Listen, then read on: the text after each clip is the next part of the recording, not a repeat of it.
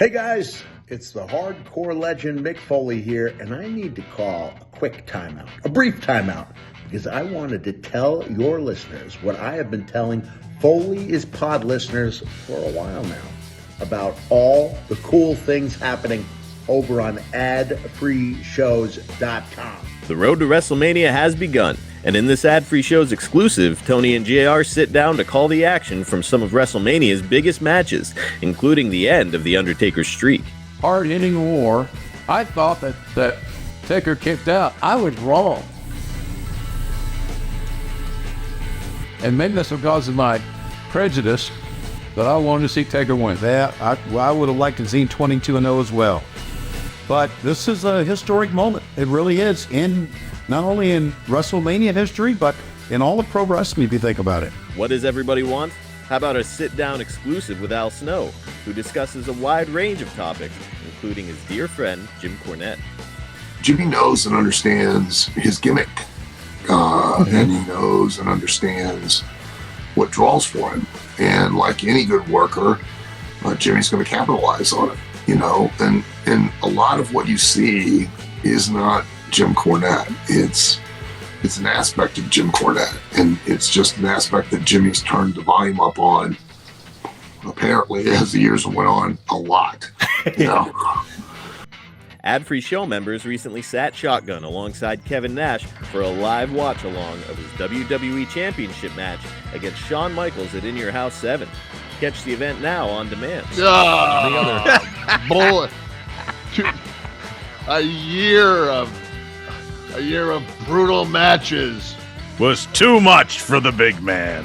Too much for the big man's shoulders as he continually reached those shoulders into his pockets and came out empty from the amount of money that was paid him. That's just a small taste, a sampling, if you will, of what we have waiting for you. With 4 levels to choose from. 4. See for yourself why ad-free shows is the best value in wrestling today. Sign up now, right now, at adfreeshows.com. Yeah.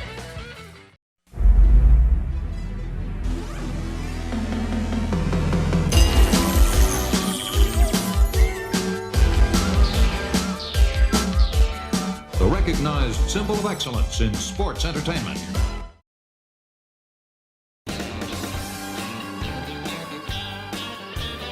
Hey, it's Conrad Thompson, and you're listening to My World. Of course, we couldn't do it without the Hall of Famer, your friend and mine, Double J, Jeff Jarrett. Jeff, how are you, man?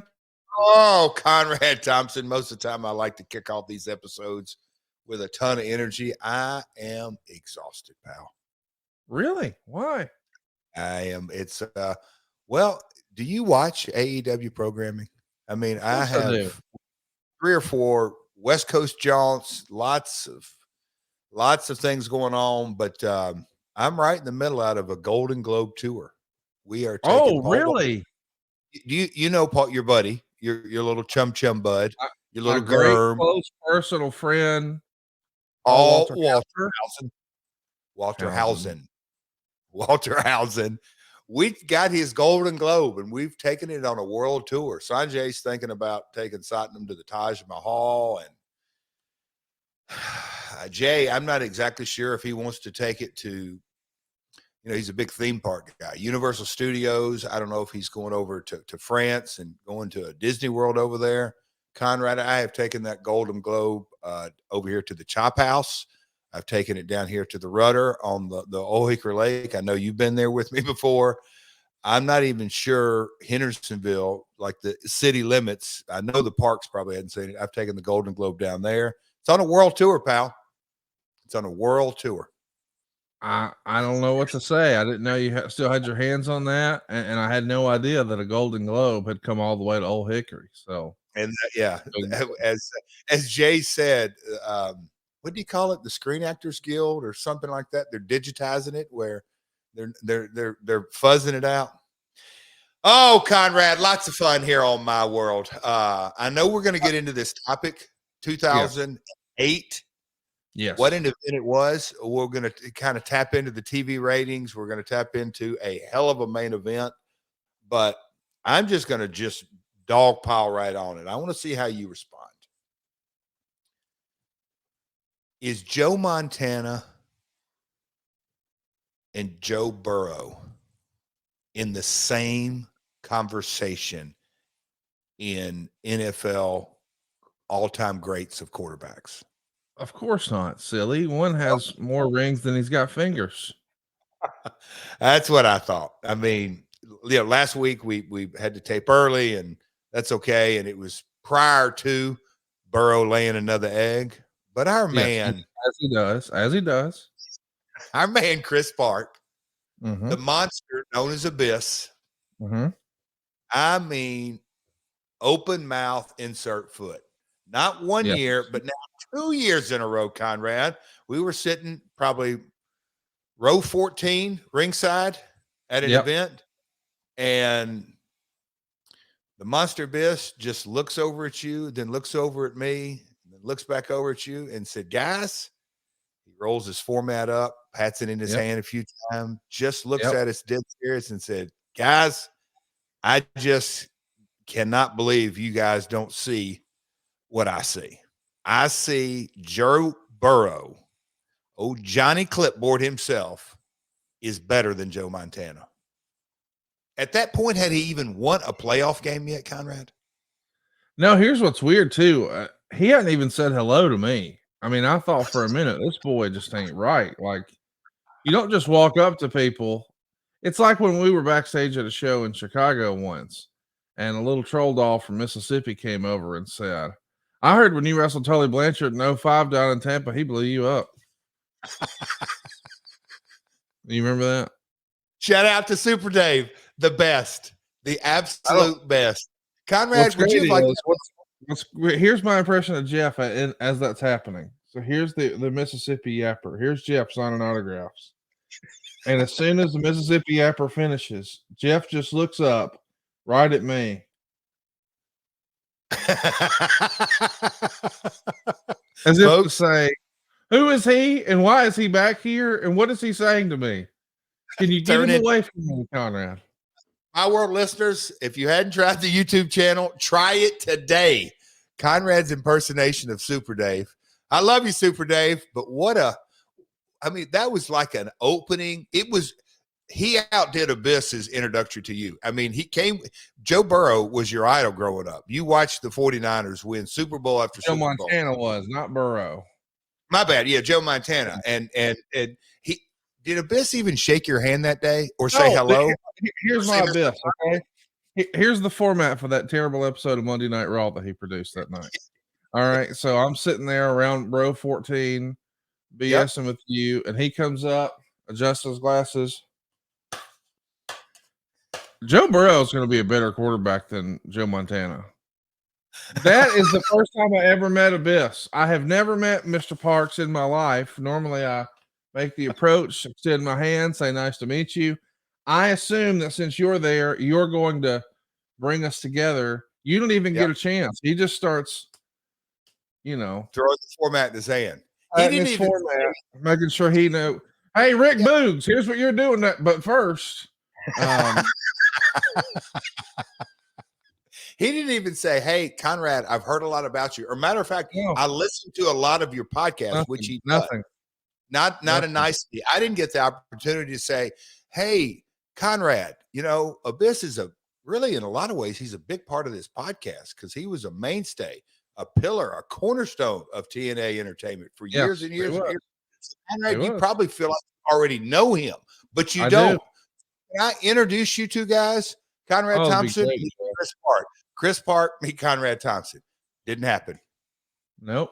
Because I mean, it was the next thing. I mean, at that point, I kind of looked at you and waited on him, just like we had that exchange with Pondwater Dave backstage in Chicago. Except now it was my turn. I just looked at you as if to say, this is the monster Abyss wearing these glasses, talking to me, producing Rick Boogs, and lying about Joe Montana right now, all at the same time, right? But we had a nonverbal conversation, and you said back to me, yep, counting cards. Wapner. I mean, that was a miss. There's nothing wrong with that. Just saying that was a miss. Come to think of it, I met Super Dave that way. He's 2, I'm 0. He's the one who counted my shoulders down. Oh, really man, you know what? You got big heat with him. You think about how many times he's jabbed me. Not a hello, not can I shake your hand. He bashes me on Twitter week after week after week after week. Your friend, not mine. It's just a matter of time before he gets a damn guitar busted over his head. Yeah, that's what I'm talking about right there, pal. Just like Paul Walter House. What about the late show with James Corden? Tried to get the last outlaw rub. If this ain't the year of Jeff, I don't know what is. I mean, let's just go back. Just in the last 12 months, you basically ended Effie's career. I mean, that's well known. He had all the momentum in the world, and you just cut his knees out from under him forever. I didn't cut his knees out. Yes, you did. I mean, everybody knows what you did. You finesser, you. You just tiptoed through the tulips, man. You were on every pay-per-view last year, every major company last year. You got more damn 1099s last year than most people got playing cards. I mean, it was unbelievable what you did. And how many times did you have to put your boots on last year? What, 5? Oh, no, stop. I've worked hard last year. Listen to you just laughing. Assaulting the elderly in a parking lot, ruining independent guys' careers. The shoe's lethal. Karen's shoe. Doesn't that feel like a life in a lot of ways? It does, but all I can think is every time I log into Instagram, I see Cody just talking smack, getting ready for this strawberry match in May. Buddy, Blunkitis has no idea what he stepped into. And now his partner, Alex Taylor's coming in. So Cody is essentially in deep negotiations with multiple tag partners. Right now, the front. Yeah, well, you see, I don't even know if he's posted into this. He kind of tags Satnam. Right now, Satnam is the front runner. Satnam, what? Cody. Yeah. Yes, the 1 in a billion Satnam Singh. Yep. Can you imagine that stepping in Portland, Tennessee at the Strawberry Festival? You know, it would be awesome if you could work it out to where Cody could jump off of Satnam's shoulders like they used to do with the anvil back in the day. Dude, that'd be big time. Oh, my Lord. He's wound up, buddy. I can't wait. I'm going to be there. It's coming your way to Portland, Tennessee. So go out of your way. May 6th. It's Justin Plunkett's lastmatch.com. That's where you'll be able to pick up tickets. Jeremiah Plunkett lastmatch.com. Whatever. Enough nonsense, pal. Enough nonsense. Paul Walterhausen, Justin Plunkett. It's the same. Go ahead. What were you saying? I know a real life Justin Plunkett. No, my one of my very close personal friends, an insurance agent, is a guy here in town named Justin Plunkett. Shout out to Justin. Listen, boys and girls, we've got each other's giggle box turned upside down today. We're both in a good mood. We're taping an unusual time. It's Sunday morning. I want to give a shout out to everybody riding shotgun with us. You know, whenever you sign up over at Ad Free Shows, we always say that you get the shows early and ad free, but now you can actually be a live studio audience member. Shout out to Airborne 37th and Coach Rosie and Derek Reynolds and everybody hanging out in the chat, riding shotgun with us this morning. We appreciate it. We got a great topic for you today, and we're going to get our Wayback Machine, talk about something that happened 15 years ago. Of course, TNA is still growing here in 2008. And one of the first things we should talk about is how Samoa Joe, according to Dave Meltzer, is being groomed for the World Heavyweight title. Granted, this has been planned for a good 2 years and pushed back time after time because they didn't want to do it too soon. As far as timing goes, because this whole business is about timing, they probably missed the optimum time by at least a year. The reason he hasn't gotten a single shot as of late is there's a mentality that the next time he gets the shot, he may not have to win it the first night, but he does have to prevail in the program. Now the idea is to get the right timing for when Angle should lose. It wouldn't shock me to see Angle versus Joe at Lockdown. Did it feel like you were delaying the inevitable with Joe? Was there a concern about doing it, quote unquote, too soon? Sure. And when Joe came in, I'm going to get my months messed up, but Kurt hadn't been there that long, and Kurt was, for lack of a better word, the lead horse, and that was the mentality. And I'll say, in a lot of ways, we felt. Wait, Joe came in first, though, right? Joe was first, then Angle. Yes, but Joe, yeah, okay, but what's the month? Now I am getting confused. Regardless, I just say Joe started with TNA soon, and then when Kurt came in, they did the face-off in the ring, and that's what got me really excited. The first ever Samoa Joe Kurt Angle confrontation. But Joe, but Joe's storyline, as I recall, that we felt was his storyline was the undefeated streak, and so yes, the undefeated streak in our eyes trumped a world title. Why put two storylines into one? You can have a world title storyline and an undefeated storyline and build up different opponents. And Joe was just on a steamroll and a steamroll and a steamroll.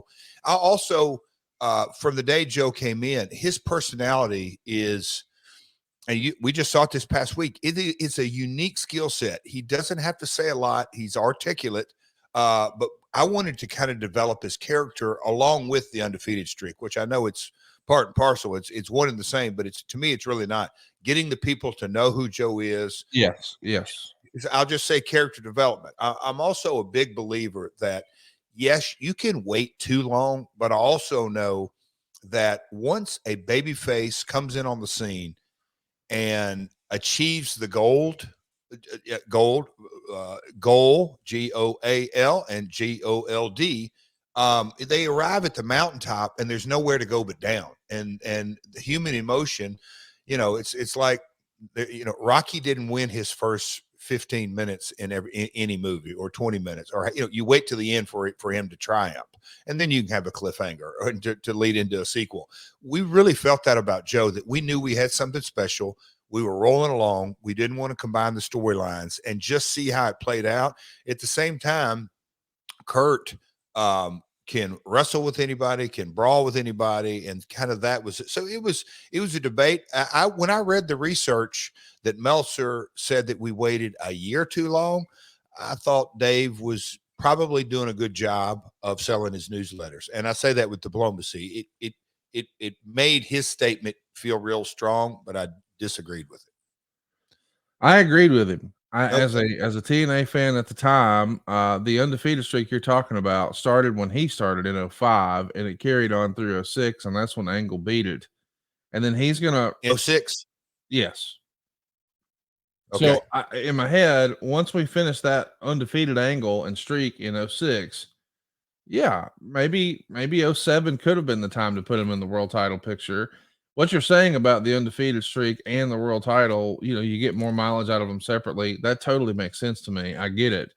But I also think sometimes timing is important, not just in terms of doing it too soon, but doing it too late as well. Yep. Like I go back and I look at a guy like Lex Luger and I think, man, what a big star he was. But mightn't he have been a bigger star had he beat Ric Flair in 88? I think he would have been a much bigger star. And I think there's a handful of instances over the years where, hey, they should have won it there. They didn't. And then by the time they did, it just didn't matter as much. Another example might be Barry Windham. What if Windham would have won it in 86 as opposed to winning it years later in WCW? I don't know. Am I being too much of a fan in that? By all means, please say so. But I just think momentum is a real thing, not just in sports, but in, entertainment as well. Okay, I agree. So this is good point counterpoint. I also believe, and I would have to kind of get the spreadsheet and kind of look at the main events. I think there's a huge difference in Joe winning the title. Let's just say at one of the other 8. There's the big 4, and then we'll call it the other 8. And out of the big 4, there's always a big one. In our setting, it was Bound for Glory. That was it. So I think especially for babyface, I think the baby faces, especially for the first time, need to win it on the big show. We didn't actually work that out here. I think Joe ended up winning it. We'll get to that episode later on Lockdown. But win it on a big stage. And so sometimes timing, whether it's the Wyndham storyline you're talking about or Lex, and I don't know, you've got better recall. Is there a certain event that you thought Lex should have won it at? Because I think a lot of times the build and the payoff and the money to really ring the cash register, you got to kind of have to, timing's everything. So it needs to be a big show. The story's got to be right. The heel's got to have enough heat where the people care for him to lose it. And then the babyface got to have the right momentum behind it. So interesting you say that, but it's a good point, counterpoint for us to have that conversation. But man, off the top of your head in your Google machine, what was the main event of Bound for Glory 07? Let's look. Bound for Glory 2007. Reason I say that is because we're in January of 2008 right now. Sting and Kurt Angle. Okay, so that was a big match. While you're there, can you look at Lockdown 07? Yeah, sure. Good little exercise. That's Team Angle versus Team Cage in a lethal lockdown. Is kind of a tag team. So I say that to say Joe came in, the streak was broke by Kurt, and then we had a best out of 3 that pretty much went through, I think, early 07. So, I think what Meltzer's alluding to, or you, or other potential folks who leaned into, we waited too long on Joe. It'd been interesting to say, when should he have won it? Would it have been Lockdown 07? Would it have been Bound for Glory 07? Because I believe in my head, the right time would have been after he loses the undefeated streak. So Kurt Angle comes in, beats him for the undefeated streak, and then maybe somehow Angle, one of the guys wins the title. Now we got a rematch between the two, blah, blah, blah, blah, blah. Yeah. And that makes sense.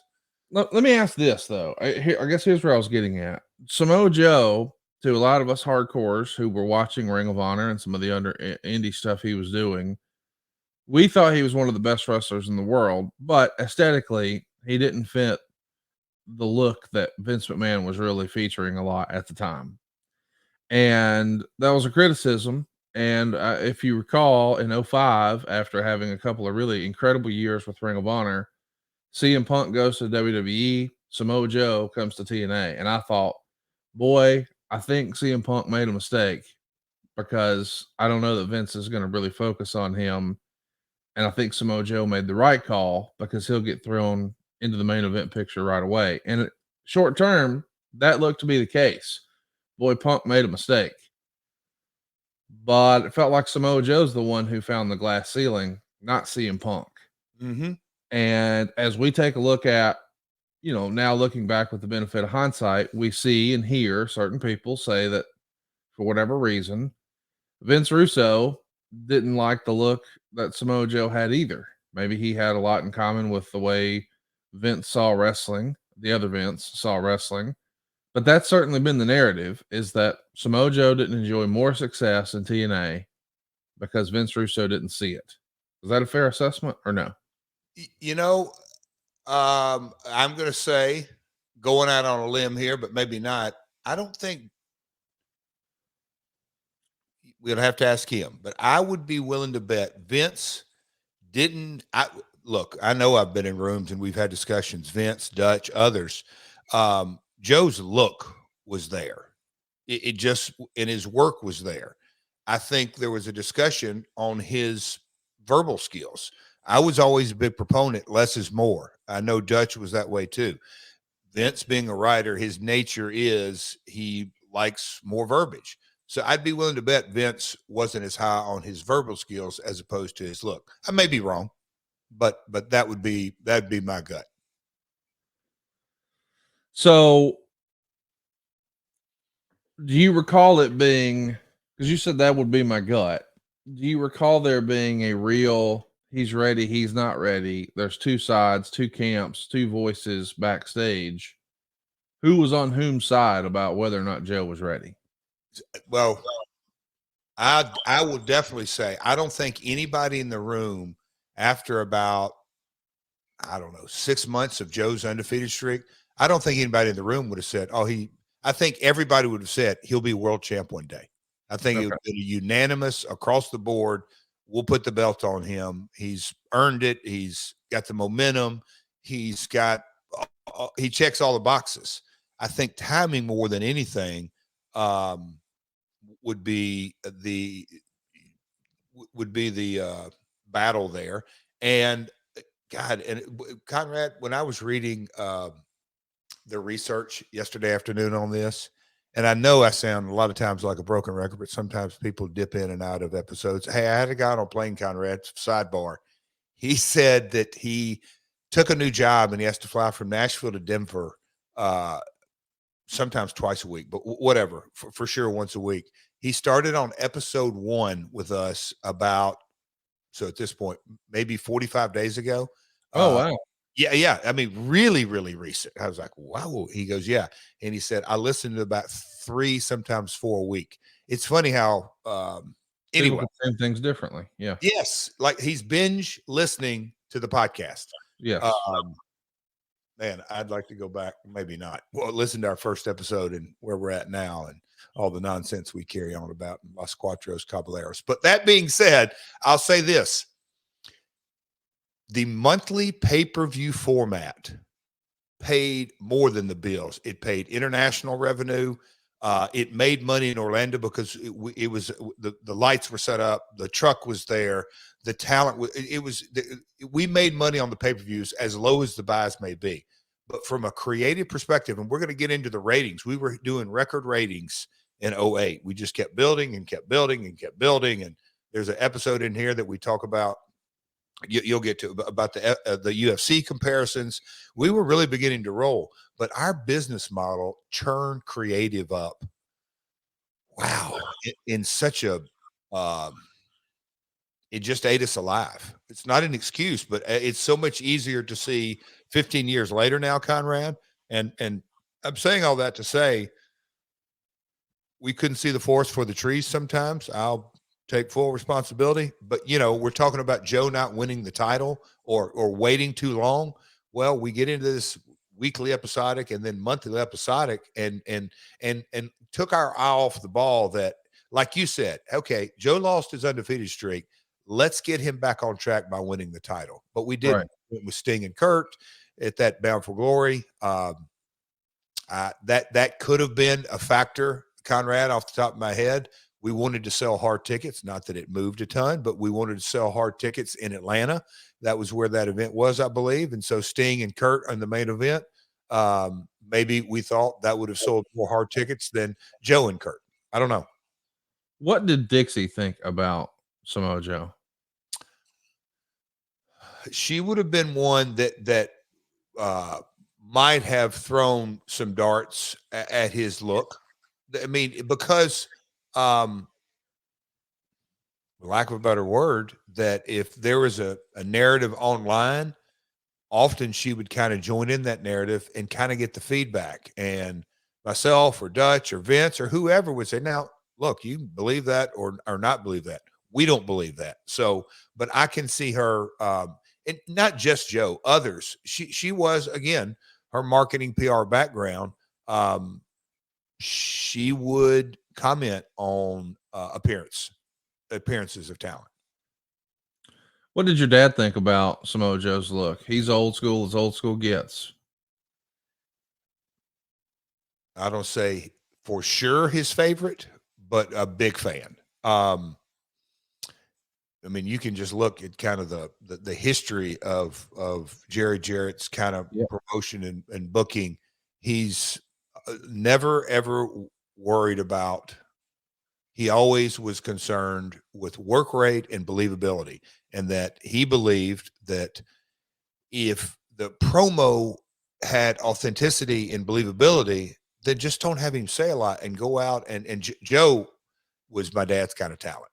There's no two ways about it. No two ways about it. I got to see him yesterday, Conrad. Got to spend a couple hours with him, and we chatted about all kinds of things and had wrestling talk. And he watched Raw Anniversary, and he's watching AEW. So he's going through a tough time. But he we talked good wrestling. So we talked about the Joe match last week and the finish on the boards and anyway, a good talk. But it's funny that you would ask, what did my dad think about Joe? Huge fan of Joe today and in this era. Let's mention, we all know that you're going to do Kurt versus Joe at Lockdown. We know that now, but did you know that at the start of the year? Like, hey, we're going to get back to Joe and Kurt, and we're going to. Yes. Yeah. I'm pretty sure most of the time around holidays. Well, so our good friend Danny Engler, aka Rudy Charles, we were still doing creative at my house, but even when we moved it back inside the offices, Conrad, we always had 3 whiteboards, but always 2, and the 2 would always have a rolling 4-month pay-per-view cycle, sometimes 3, but we would have 3 months up on the board. So when that month's pay-per-view went away, we went ahead and put the 3rd one up there, and we would have notes for the big 2, but we always tried to stay at least 3 pay-per-views ahead, and we had marked down what's our main event going to be at Lockdown. So yeah, we by the turn of the year, we knew where we were headed in that direction. I know you didn't mean to say it that way, but when it sounded like you said, in our booking room, we had 3 white boys. Boards. Yeah, but still, it would have tickled me. Man, we got to figure out what we're going to do with AJ Styles. Let's get 3 old white boys in the room and figure it out. I agree. White boards. Yes, I got it. Dry erase boards. Let me just say it cleaner than that. 3 dry erase boards. Against All Odds is going to take place at the Bilo Center in Greenville, South Carolina. How did the idea of moving from the impact zones to now we're going to go do pay-per-views out in arenas, who's handling that? Do you have somebody, like I know these days in AEW, Raphael Morphy handles that. Did you have somebody who handled that for you guys, even though you weren't using arenas on a regular basis? And if not, who did it? Yeah, Andy Barton would have been running point on that. But there were, we had our, we'll call it the beginning of the nucleus of the live event team. Well, no, we were beginning to run live events, but Andy was running point on that. And yes, Dixie was involved intricately in that. But yeah, that was that. I have no idea how we ended up in Greenville. I would be willing to bet that we looked at markets. Venue has to be economical, affordable, open date. Obviously, you got to get an open date and economical. And then like how expensive it is to buy media in each market is always kind of a big thing. To dovetail into that, AEW's first live event went on sale this past weekend. So off to a fantastic start. I won't get into too many details, but I'm fired up, Conrad. It's AEWTIX.com is where you can pick up your tickets. That's AEWTIX.com. Yeah, the house shows are becoming a thing again. House rules. Let's talk a little bit about the decision to leave here. We're not only getting out for the Impact pay-per-view, but we're also going to do a 4-day tour of Texas and Oklahoma. Wade would write, they're signed for January 9th in Belton, Texas, January 10th in Austin, Texas, January 11th in Dallas, Texas, and January 12th in Oklahoma City. And he would continue, it's a big weekend for TNA as their parent company, Panda Energy, is based in Dallas. They want to have a good showing for the office suits, especially at Friday's show in Dallas at the House of Blues. Do you remember this tour and feeling any extra pressure because you were going to be playing for corporate? Well, the Dallas show we'll get to in a second, but the ability to go run 4 shows is where, in a lot of ways, Conrad, from the very first time we started, even on the Wednesdays, was get out and work Thursday, Friday, Saturday, Sunday, or at least Friday and Saturday, and then maybe out of Sunday, then out of Thursday. So we were at a point in our growth that obviously, when you fly guys in this kind of loop, we would have flown everybody in and out of Dallas, and you can drive down to Belton, drive down to Austin, up to Oak City. So I'll say it's one set of plane tickets that you can amortize over not one show, but 4 shows. So just the growth and knowing the venue deals and knowing our merch situation, that again, I go back to being laser focused to Mr. Carter, to Bob, in that, hey man, and the mentality is when Bob makes his money back and really gets going, that means the other owners in the organization are going to be able to get profit checks. So it was a real priority in so many ways. And also a guy like AJ Styles or Samoa Joe that has really been through the ups and downs, and like AJ specifically, he made his living off of Wednesday nights, and then we got into tapings and Fox Sports and the whole story and all that. But there weren't a lot of live events. There weren't a lot of opportunities for them to make money. Now we get into a situation where you would actually have talent, and I'm not saying they did, but you get into a scenario like, wow, I'm going to work 20 days this month. I want some time off. Or I want to work 15 days this month. I want some time off. It was a good situation to be in. It was growth. So we were fired up when we did 4-day loops. I don't think this was the first one. I know we did a Canada one. I don't know, but it was a good part of the growth process.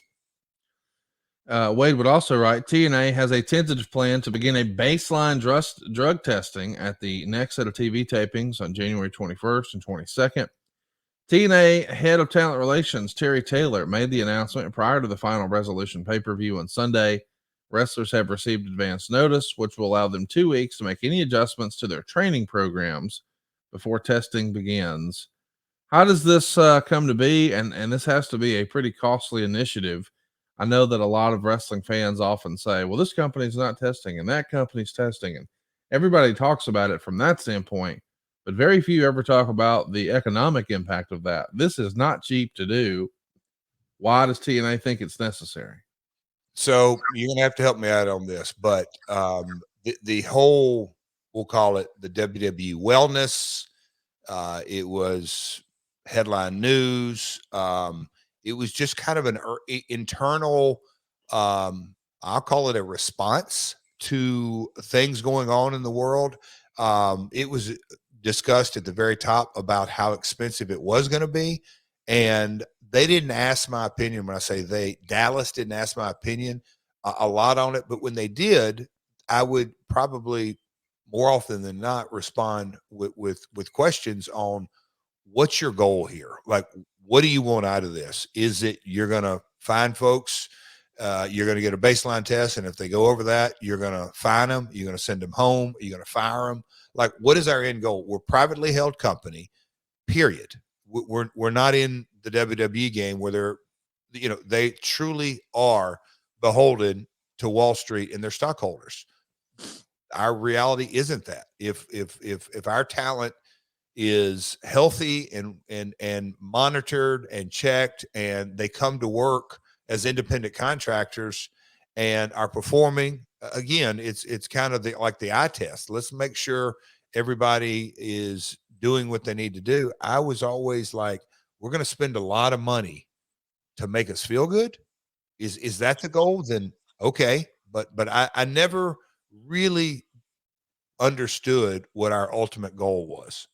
I think you can see a guy backstage at Universal Orlando and probably take their blood pressure and say, you know what? We probably ought to do a little checking up and take this one step further, as opposed to spending 20, 30,000 and everybody in the company being tested to create a baseline, which gets us nowhere. So that's the way you felt as someone who had a financial stake in it. Now, as a wrestler, I want you to take your administrator hat on. I love being able to do this with you because no other show can really do this. So we're not going to talk about the business anymore. Now we're going to talk about it from the boys' perspective. As a wrestler, Jeff, do you believe in drug testing or no? Testing for what? I just want to ask the question, drug testing, and then if you have different answers for different. I'm not going to say, because I think it's a case by case basis. In 2008, if I've got my talent hat on and I know that I'm going to be tested, and I'm going to say this test, to have it all done, have all in, it's probably $300 to $500. I'm going to say, I tell you what, if you suspect something, then test me all the way. If not, can we split that money and you give me the $250 and you take that $250 and maybe spread it around the talent pool for a bonus for a match? Allocate your resources in a lot better way at this stage of our company. If we're not publicly traded, test on calls, test on symptoms, test on I go back to the eye test. I think I think that's very important as a talent. If you suspect something's up, go test them. If you don't, well, hang on now. When you say you suspect something's up, you mean in terms of their life has become unmanageable, they're not functioning as a human, or they're on steroids?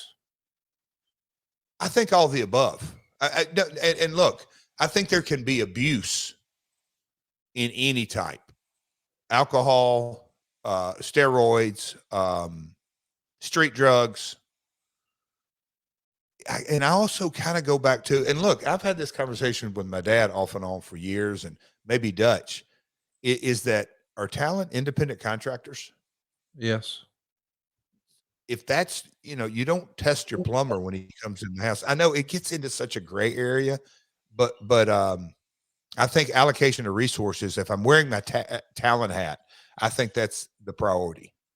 Okay. Well, I'm with you on that, but now let me just, you keep adding context. I want to remove some of the context. We're not talking about 2008 anymore. Now I'm just talking to Jeff Jarrett in 2023, I guess.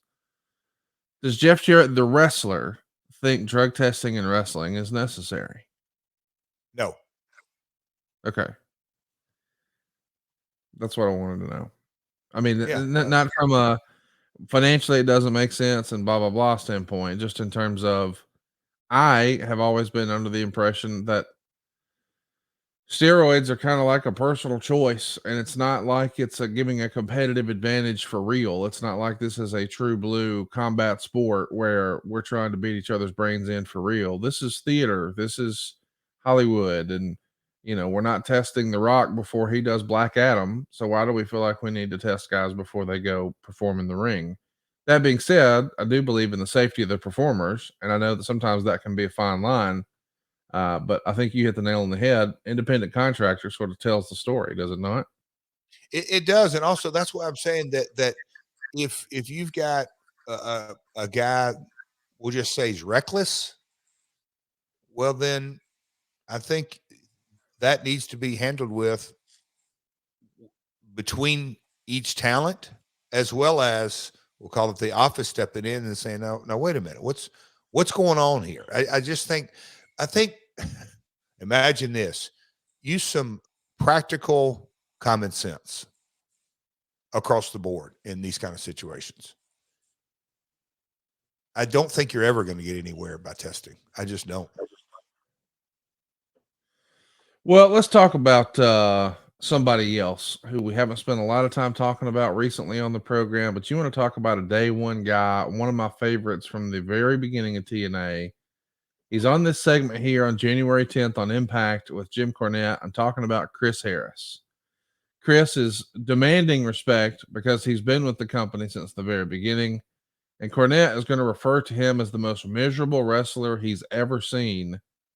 And Judas Messias destroys Chris in a match right after this segment. And he's going to be out of the company just a few weeks later. He kind of floundered after the split from James Storm in America's Most Wanted. And I think a lot of folks who saw that team and that pairing at first thought, well, Chris is going to be the breakout star of the two. I thought that. And boy, James Storm proved us all wrong. And I don't think that says anything negative about Chris Harris. I think it says a lot positive about James Storm. Why was it not working out the way maybe we all imagined it would? And I'm certainly positive that's the way Chris assumed it would. And it didn't. He went to WWE not long after this, correct? I think it was before this. Had he come back? I think so. I'm trying to think. But I think, well, regardless, Chris's outlook on life, and I've walked the same shoes as him in a lot of instances. But no, you're right. You're right. He left right after that. That's the reason he left here. January 29th, 2008. I think he had his eyes set. Here's and man, you could probably go down, I don't want to say only in professional wrestling, but Chris and James are not the only team to have this kind of dynamic relationship. When in real life, they didn't hang out. They kind of did, but they didn't. They had different groups they were hanging with. So their chemistry on camera was completely different than their real life relationship. I think this would be fair to say at this stage of both of those guys. They had different psychology, different mindset, but when you put them together and they just had the chemistry and they were there in a lot of ways from literally day one, and just, when you kind of look at their dynamic, Chris had really, really good, handsome, I don't want to call it GQ looks, but he had a certain air about him, and James is the cowboy. So you kind of put them together. They were a little bit of a yin and yang, and it just worked. Years later, you had beer money. You had, a hell-raising beer drinker and a rude ink and a money guy and Canadian and American, all that. They had good chemistry. These two guys had real good chemistry, but they wanted to part from each other. I mean, I bet in 2005, they were pitching Vince Russo storylines to split up, and I was never for it. I just never saw the upside. I think eventually we caved and said, okay, let's do that. And I can't say that I'd have predicted, because they're both really good talent and they're both good singles wrestlers, and they both got skill sets that I thought they both could get over as singles. But look, at the end of the day, it's always happens. When you have a tag team split up, one goes up, one goes down. I've never seen a case where, a real case where, well, yeah, they both, there's just not enough spots. It just doesn't happen. And even for a well-established branded tag team like Rick and Scott Steiner, Scott was in the world title picture, Rick was not. That's simple. Yeah. I mean, we could go on and on about that. There's something about chemistry of a tag team being put together, and when you split them up, it doesn't work. And I think the audience accepts a tag team. And more importantly, as we've said on here many, many times, when an audience becomes emotionally connected to a tag team, and you don't tell the right story where one switches heel and one switches babyface, and kind of have the long-term plan and go down the road, it just ain't going to work. And it didn't work. And Chris had his sights set on the WWE, and he went and gave that a shot. But the writing was on the wall months before this. You have been pretty honest on this show, where you talked about how whenever in the early days of TNA, when guys would get opportunities to go to WWE, as a wrestler, you were sympathetic to that. As a businessman, you probably wanted to enforce that contract because, hey man, I'm trying to grow my company. But you're the only guy really in that circle who can say, well, as a wrestler, I think they should have that experience. I needed to get it out of my system. They need to go see what that's like. They need that opportunity. And you sort of indicated you would feel strongly that, hey, we should let those guys out of this deal and go do that. Go find out. And I'm sure sometimes you thought, hey, this guy's got a shot to make it. And other times you would think, hey, I've been there and I know this guy ain't right for that system. Which way did you lean on Chris Harris? Did you feel like he had a shot up there? Or did you think, hey, man, I don't know that he can make it under Vince's regime? I'm trying to kind of teleport my brain back to that time. Chris's style of work, I knew was going to have to be adjusted, because there is a WWE style. Look, I can remember Pat Patterson in the early days of kind of referencing, we'll call it a Southern style or whatever it may be. And I knew that Chris was going to have that challenge. I thought he could adapt. But if you had to, as I'm going back and kind of thinking things through, I always said, what character is he going to be? What are they going to wrap around him? Who is he going to be? I knew it wasn't going to be a walk in the park for him at all, because of the aggressive dog eat dog world. As a talent, you better claw and scratch and politic and figure out who you can and can't. You got to kind of navigate your way off screen. And I wasn't real sure Chris would be up for that part of it. I want to be clear. I wasn't asking you to dump on a guy. I know that from a talent roster standpoint, you've got to sometimes tiptoe around this issue of, man, I don't want to let him go because I know if he goes, he ain't coming back. This guy's going to be next level, and I'd like for him to be next level down here before we lose him forever. Versus, hey man, this guy has had a lot of success here, but he's never going to be happy until he at least sees what happens up there. But I think he'll be back. So we'll let him go try. Does that thinking cross your mind about, I know he wasn't needs sure. to? I wasn't sure if he would ever come back, but I was absolutely convinced that he would never be happy in TNA. He had gotten to a point he just was not happy with anything. And I don't know if it was a personality conflict between James or other talent, or just kind of he had been in the system for, at this point, 6-7 years. He just wasn't happy. And so I knew it's time to move. Well, Jeff, it could have just been his dream. You know, I mean, nobody grew. I'm not saying this to be funny, but nobody grew up playing with TNA LJNs. You know what I mean? Right. Like, yeah. No, that's He just he wanted to experience it, and we fully supported it. Well, let's talk about AJ Styles. AJ is going to be trying to find his spot here for a while. It felt stop and start a lot for AJ here at times in Impact. And here's a recap of an episode of Impact. Styles hid under a table backstage as Crystal interviewed Christian nearby as they searched for Styles. After a break, Borash joined AJ under the table and then made a face and asked if he farted. Styles said he's nervous. Eric Young found him and joined him. He suggested Styles hide in the theme park. Later on, we would find him hiding in a pharaoh costume. This does make for entertaining TV, but is this the right way to position one of your top guys? What do you think? Well, again, the pleasure, the luxury, or the torture of reading research, it just jumps off the page, and not just this episode, kind of multiple episodes, that a lot of times AJ had been there since day one. At this time, he was already a Grand Slam winner. He had had tags, he had had heavyweight, he had had X Division, he had it all. So with that being said, in the weekly episodic, monthly episodic pay-per-view nature is in the churn. But AJ was such a victim, I believe, of the hot and cold nature. Was Dixie hot on him this month or not? Was Vince hot on him or not?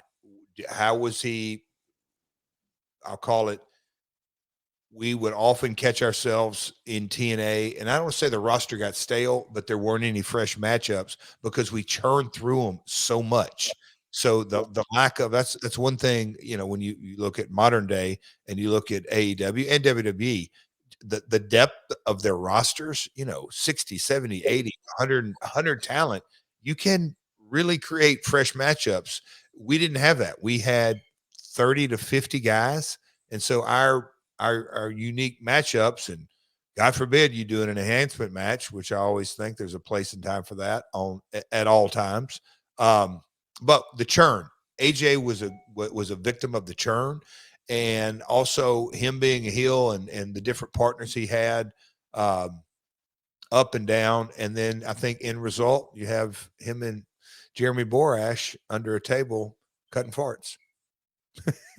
Cutting farts. Not a sentence I thought we would hear today, but I'm glad we did. This episode of Impact is probably best remembered for Awesome Kong beating Gail Kim in the main event to win the TNA Knockouts title. This is a pretty big deal here. Just to remind everybody, this is 15 years ago, and we got a ladies title match in the main event. You guys are sort of spearheading the women's revolution here in a big way, are you not? Yes. And sometimes history can be rewritten. And we were on Spike TV, a top 20 network, and USA is a top 3 network. But the reality is, absolutely, TNA women were considerably months and years ahead to have. I mean, how long did it take WWE to put the females in the main event of Monday Night Raw? A long time. A long time. And I think it happened once in 04, to be fair. I think Trish and Lita did it once in 04, but you're right. It was usually positioned as a popcorn, quote unquote, let me up match. It was fast and not really. It was an afterthought. It was like a necessary evil versus something that was really featured.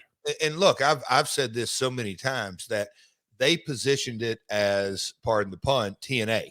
That was kind of not all, but the high majority. We got lucky. We got blessed. We had Kong and Gale. Right. Great athletes. Their presentation just oozed competitiveness. It's, Gale looked like just a fantastic baby face, and she fought as the underdog. And Awesome Kong was just that. Awesome Kong, and could work her ass off. So those two talent kind of defined the knockouts from the very beginning and the competitive nature. And, when I look back on it, it's one of the things that, I have to say most proud of is that, we look at where society is in 2023 and the inclusion and everything that goes with it. We gave the ladies a real opportunity, but they're the ones that delivered. We did. We just gave them the opportunity. They over-delivered. We're going to get into this pay-per-view here in a minute and talk about another Kong match. But you have to give the credit to the talent that they came in. They got the opportunity, but, man, they delivered. Well, you guys delivered your big house show in Belton, Texas. There's 1,200 fans there, which is going to pack the small expo center that you're in. You got a hot and heavy Hispanic 750 fans in Austin, Texas. LAX is over like Rover. The biggest show is House of Blues. The building holds 1,500 folks. It's sold out. There's lots of people walking around with panda badges, so maybe it feels like it's a big party, but lots of big wigs, including Bob Carter, are here. What do you remember about this live event in Dallas, January 11th, 2008, with Panda Energy in the house? Oh, God, man, you know me. We're going to circle back to picture money. House of Blues takes too much of a cut, but no. It was a successful weekend. Growth. And look, it's fun, and we're in Dallas, and it's a House of Blues live event, and Panda folks around, and they are having the opportunity to touch and feel their investment and all the feel good out of that. But from a business perspective, 4 straight days of profitable shows. The talent made a little extra money. We made extra money, but just kind of the growth trajectory that I was most excited for. And, feeling our way of, we'll call it, creating a live event division, which was, I believe at the time that we had our Spike deal and it's pumping 25 million. All right, if we can get this live event division really cranking out some profit, and then our international, you just can kind of know. And look, by this stage, we knew pretty much where our pay-per-view world sat. And look, we're talking about a Greenville show. So I think in our minds were maybe this will help increase profits. It didn't at all. But just the growth of the company in 2008, just continuing to create more black ink. That was where my head was at. Was Bob Carter happy? Yeah. Again, we're a year and a half in or 2 years in, what month we in, to the Spike deal. Bob more than saw a light at the end of the tunnel. For a while, is that a train coming or not? But wait, he put money in way before that, did he not? No, what I'm saying is, no, he back to 2002. I'm saying little by little, but the Fox Sports deal was an investment. That was an investment. When we got the Spike deal, 06, 07, and now we're talking early 08, and we're at 2 hours. Live events are coming, international's growing. He's seeing a long-term profitable business, like all of us were. So yeah, he was happy. Let's also mention that the the show is going to do an all-time record on TV when you run on the 17th of January. The big promotion is Christian versus Samoa Joe versus AJ Styles in a number one contender match. But you have 1,623,000 viewers. That's a 1.22 rating. That's a pretty big deal, man. I mean, 1.6 million viewers. Is this high fives all around? I mean, is there one ratings milestone that sticks out more than any other? When you think back, like all the big moments, you remember hanging out in the office in Nashville and the ratings coming in, and everybody's just like, "Holy cow, we did a blank." What did that sort of number exist? Man, we wanted 2 million and we got there bad. But the Thursday night, I'll say this. The Thursday, we started on Saturday nights at, 11 o'clock Eastern. And then we moved to Thursdays at 11 o'clock Eastern. And then we went to Thursdays at 8 o'clock Eastern. And when we moved time slots and continued to stay above network average, it was a real win. So now we're kind of going from 1 hour to 2 hour, Conrad. And when we were, getting that number up above 1.5 million every week, it was a number that, again, I'm not completely new to this, but the in-depth network relationships and seeing the emails and the ebb and flow and kind of the excitement in their eyes and again, the economics of going on. So I'd say kind of that benchmark when we reached over 1 million viewers way back when, and then when we got to 1.5, that was a win. And then we always wanted to do that 2 million week in and week out. So those were kind of the benchmarks, but we were excited. Again, if you go from, let's say, 1.55 million viewers to 1.62, I think what you said is, even though you increased only 70,000 viewers, it's still a new record. Hell yeah, we were excited. It's a new threshold.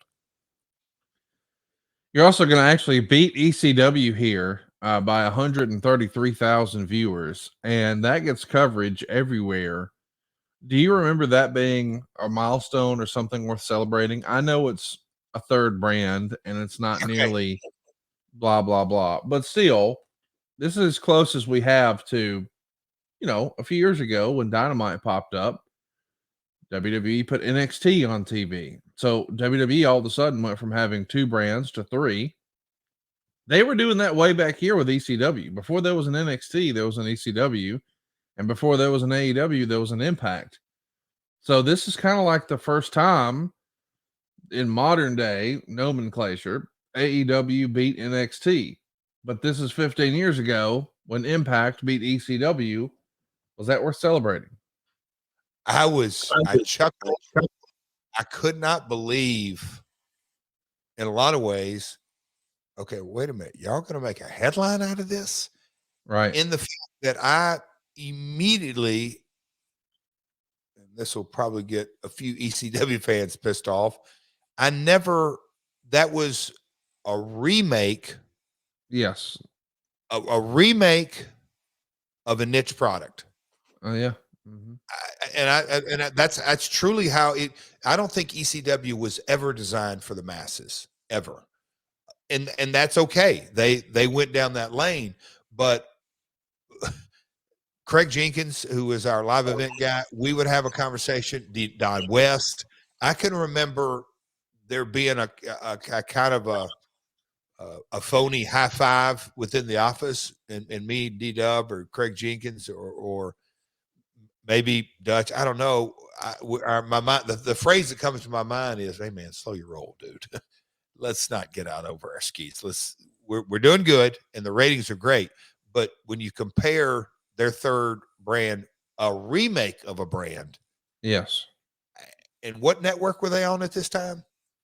Lower than I mean, Sci-Fi. So Sci-Fi was considerably down from Spike. Again, Yeah. always really, and I was taught that early from Spike folks, where you're at on just the network average. There's a crazy thing out there that you have to look at network averages, not so much program versus program. Where's the network average? Are you above or below? Because that's where you determine your value to your individual network. And Sci-Fi was quite a ways away, if I recall. They weren't. They were a smaller network for sure. You guys ran a show called Global Impact, which boy. was Impact from the Tokyo Dome. It was Angle versus Nagata. It did a 0.8 rating, 949,000 viewers. Meltzer would write that Spike was hoping for a 0.6 rating out of the special in that time slot. So you've exceeded those expectations. What do you remember about this Global Impact show? So in essence, this particular Thursday night turned into what we see every Monday night. It was a 3-hour TNA night, which was an accomplishment for us that they gave us the night. The program was what I was most excited about. And I knew that we couldn't do this week in, week out, but we could do variations because the program was doc style, along with a dome show. I mean, Kurt versus Yugi Nagata in the Tokyo Dome. I mean, that's a dome show. It's not the Impact Zone. It's a dome show. But we got to show the press conference. We got to show Kurt arriving at the hotel, doc style interviews. The vibe and feel of the program was a grand slam. And me, Kevin Sullivan, anybody who had their fingers as a part of this program, we knew, God, if we can get to that style and integrate that into Impact, it just has, I'll call it a much more of a sports feel. I'm a big fan of that today. I was a big fan of that way back when. And yes, you're talking to the guy who likes to clock Cassio, Corey Forrester, Beetlejuice, Gary Coleman, and the list goes on and on. But creating that sports feel, I believe it resonates so much. It just resonates with not just the demo, but people can get emotionally attached. You saw where Conor McGregor's coming back, right, Conrad? Yep, I did. That excites you?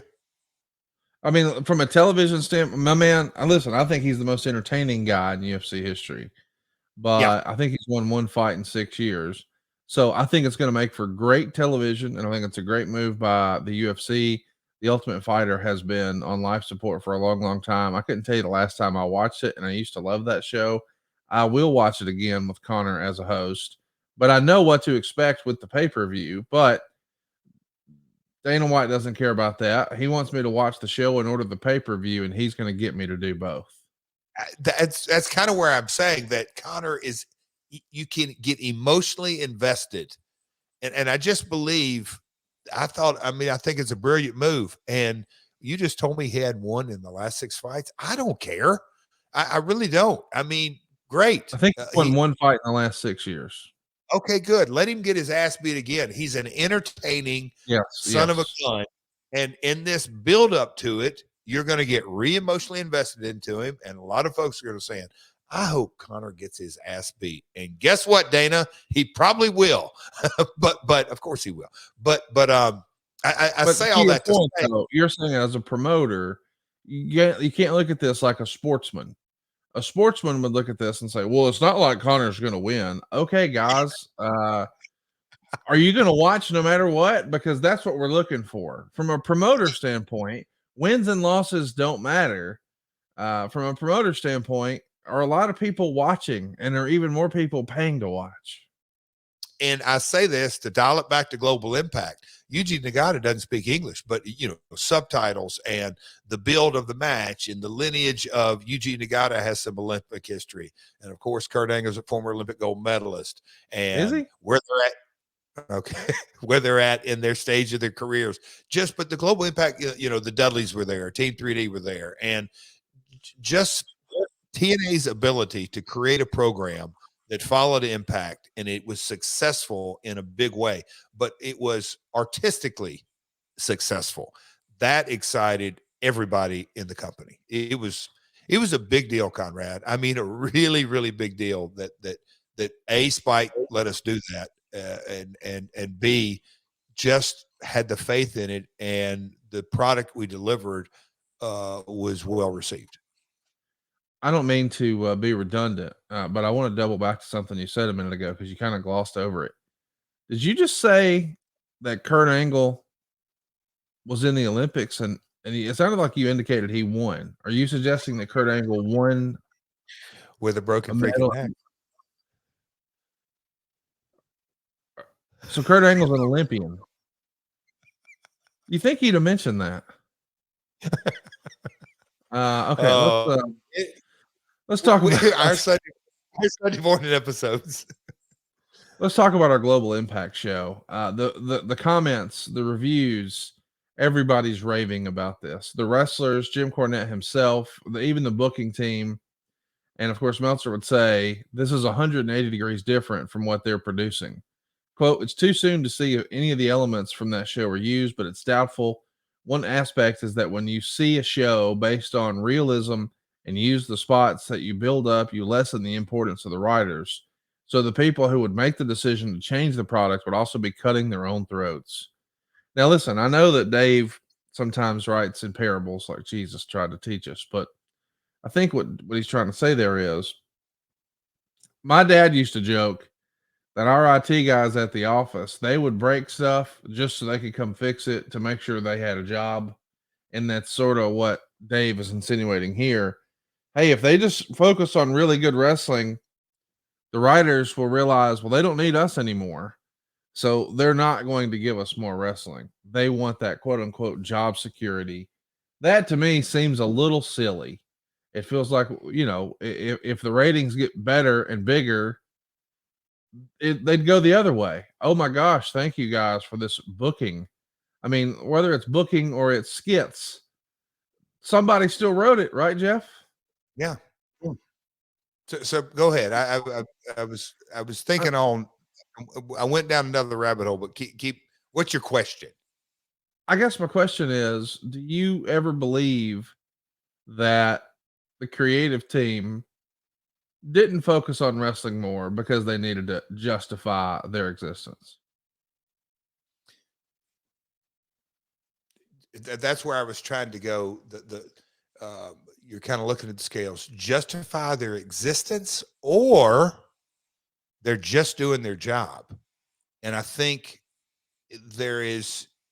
that's really two separate set of circumstances, because when you look at AEW, 0 writers on the staff, and you look at WWE, 30 plus 182 writers. Yeah. But so I'm going to say, well, 30, 40, 50, but then you also have assistants, and then you have, it is a huge difference. So I believe the writers do what they do and write. In this case, that's what Vince said it back then and said today. I'm a writer, bro. I write. It's incumbent upon the person above that to make those decisions. And sometimes I leaned into it, and sometimes I leaned out of it. So your answer, the question is, I don't think the IT guy breaks things. I don't think they write. I think they're doing their job. And I think it is, you go back to, and we've heard this debate, and I know Eric gets very articulate with it, and others do too. And I mean, you can hear Stone Cold, you can hear Mick, you can hear Rock, you can hear, I mean, you name it, Attitude Era, but at the end of the day, they used to say when Vince was editing Vince or Vince and Ed, or, it all goes down to the vision of the show. And just that balance is the essence of everything. Because I do think, and I'm not saying scripting word for word, I'm saying writers having creative ideas and thinking through episodic turns and all that. Now, I'm not saying wrestlers can't do that, but having the mindset of creating episodic television can be done with or without writers. But if it's your job to think episodically, sometimes wrestlers don't think that way. They think about bell to bell, and that's it. man, it's such a. I guess what I'm getting is it feels like Go ahead. This New Japan show doesn't have writers. Fair to say? No, none. And people loved it. And the Impact show, which, you know, people go back and forth on, has a team of writers. So you could sort of jump to some conclusions and say, hey, maybe we prefer it more when there's no writers. So here's you want to Conrad, and I'd love to hear your response on this. You want to go right back to the meat and potatoes of all of this. Man, that Global Impact was great. No writers. Okay, look over on Impact. We've got writers, and we're writing this, and our ratings continue to go up in spite of a network average. Our ratings are going up and going up. Man, so that's working. Oh, wait. Let's go over here and look at this buy rate. Oh, my God. We have not increased the buy rate in 2 years, in 3 years, and this, all this. That's why you feel where I'm going with it. It's such a subjective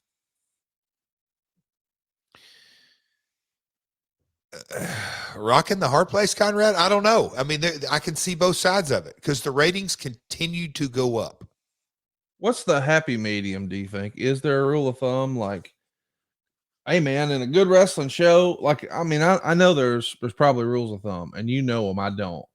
But it might be, hey man, in order to run an old school profitable wrestling show, you never have more than 8 matches. You never have more than this many guys on the card. You do this long of an intermission.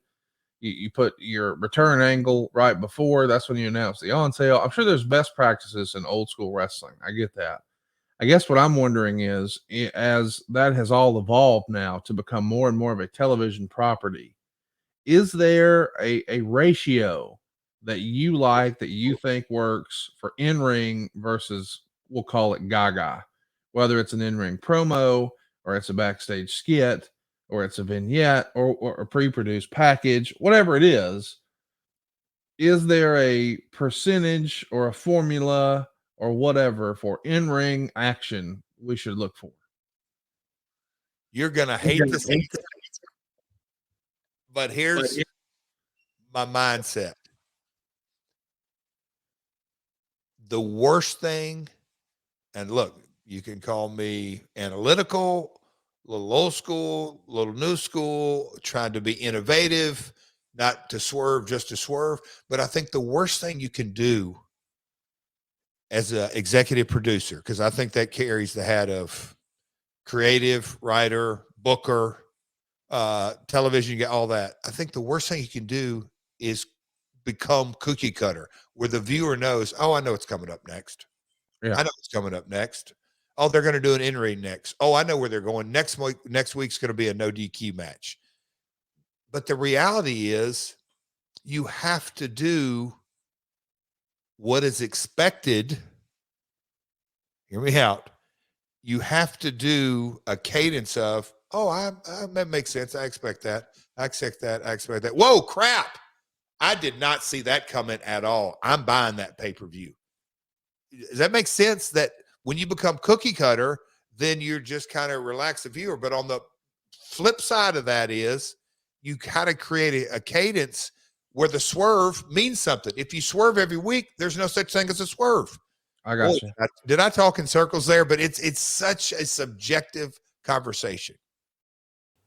Well, I know what's not subjective, and that's athletic greens. You and I start our day every single day with AG1. It's just 1 scoop and a cup of water every y'all. And it's for you. If you want better gut health, you want more energy, you want to optimize your immune system, maybe you hate taking pills or vitamins, maybe you just want a supplement that actually tastes good. Well, this checks all the boxes. It checks the boxes for getting you 75 high quality vitamins, minerals, whole food source superfoods, probiotics, and adaptogens. Truly everything you need to start your day right. It's all in just 1 scoop of AG1. It's a special blend of ingredients for your gut health, your nervous system, your immune system, your energy, your focus, your recovery, your aging, all the things. Think of it as like your all-in-one nutritional insurance. It's also lifestyle friendly for keto and paleo and vegan and dairy-free and gluten-free. There's less than 1 gram of sugar. There's no GMOs. There's no nasty chemicals. There's no artificial anything, and it still tastes good. They got over 7,000 5-star reviews, and Jeff and I think it's time for you to reclaim your health and arm your immune system with convenient daily nutrition. It's just 1 scoop in a cup of water. That's it. No need for a million different pills and supplements to look out for your health. And to make it easy, Athletic Greens is going to give you a free 1-year supply of immune-supporting vitamin D and 5 free travel packs with your first purchase. All you got to do is visit athleticgreens.com/myworld. Again, that's athleticgreens.com/myworld to take ownership over your health and pick up the ultimate daily nutritional insurance. Jeff, it's the real deal. People need to check it out. athleticgreens.com/myworld.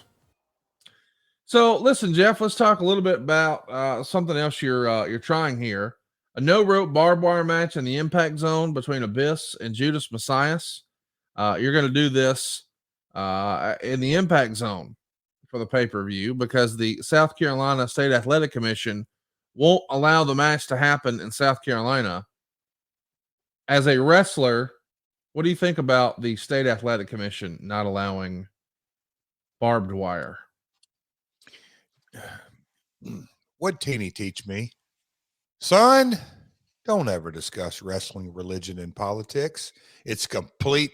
The State Athletic Commission, Vince in the late 80s, when he came out behind the shadows and revealed the Easter Bunny doesn't exist, it was to circumvent or to get away or whatever. But State Athletic Commissions existing, it's like, I don't think a State Athletic Commission belongs on a movie set or a TV set. I look, and I know I've got good friends that this is their job. They're an employee of the state of Kentucky, of South Carolina, of Missouri, of certain different states. And that's what they do. And we're not real sport. So Right. I've always thought, let's kind of figure a way, keep these guys employed if the government wants to do that, but don't tax us. Don't make us jump through hips and all of a sudden quasi act like, oh man, football, basketball, baseball, professional wrestling, it's all one and the same. No, it's not. It's just not. It's I agree. It's nonsense, but it is what it is. The UFC is going to make a deal with both WWE and TNA to promote their Brock Lesnar versus Frank Mir UFC 81 fight. Besides getting the rights to use WWE footage in the TV commercials in a deal that was described as not difficult at all to put together, as both sides felt it was mutually beneficial.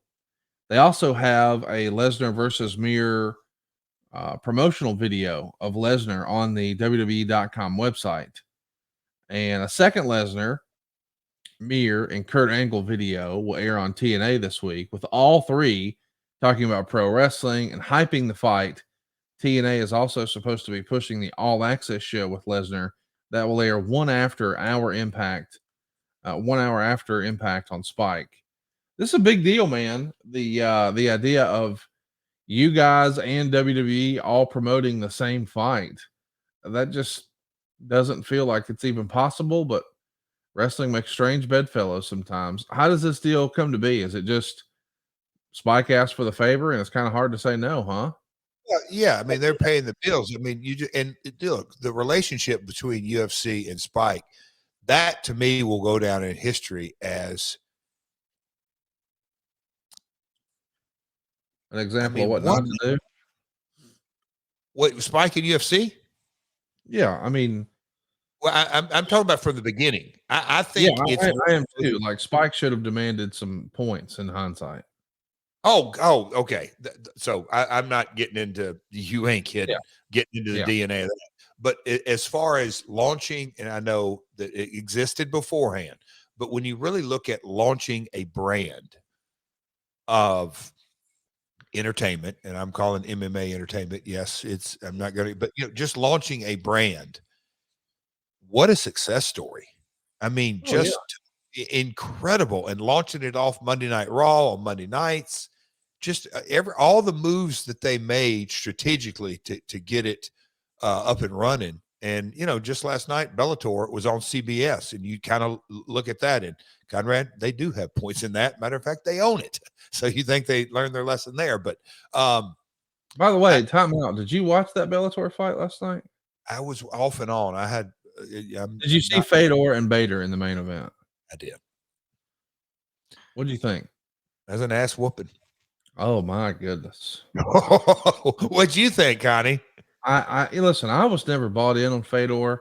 I've got a one of my very best wrestling friends, Clint from Hershey, as we call him here on the programs, the world's biggest Fedor fan for years and years and years. And I used to give him trash talk all the time. I was not a Fedor guy. I was not bought in. I felt like a lot of what we saw in Japan was theater. And Buddy Bader ate him alive again last night. Can we say woodshed? Yeah, that was dominant. Mauro, we've never talked about Mauro. What do you think of Mauro as a wrestling voice? I am a huge fan. Yeah, he's tremendous. Conrad, I was texting, I was texting Sully last night. I think Mauro has such he's, you look at different singers in Nashville, they're just gifted a voice.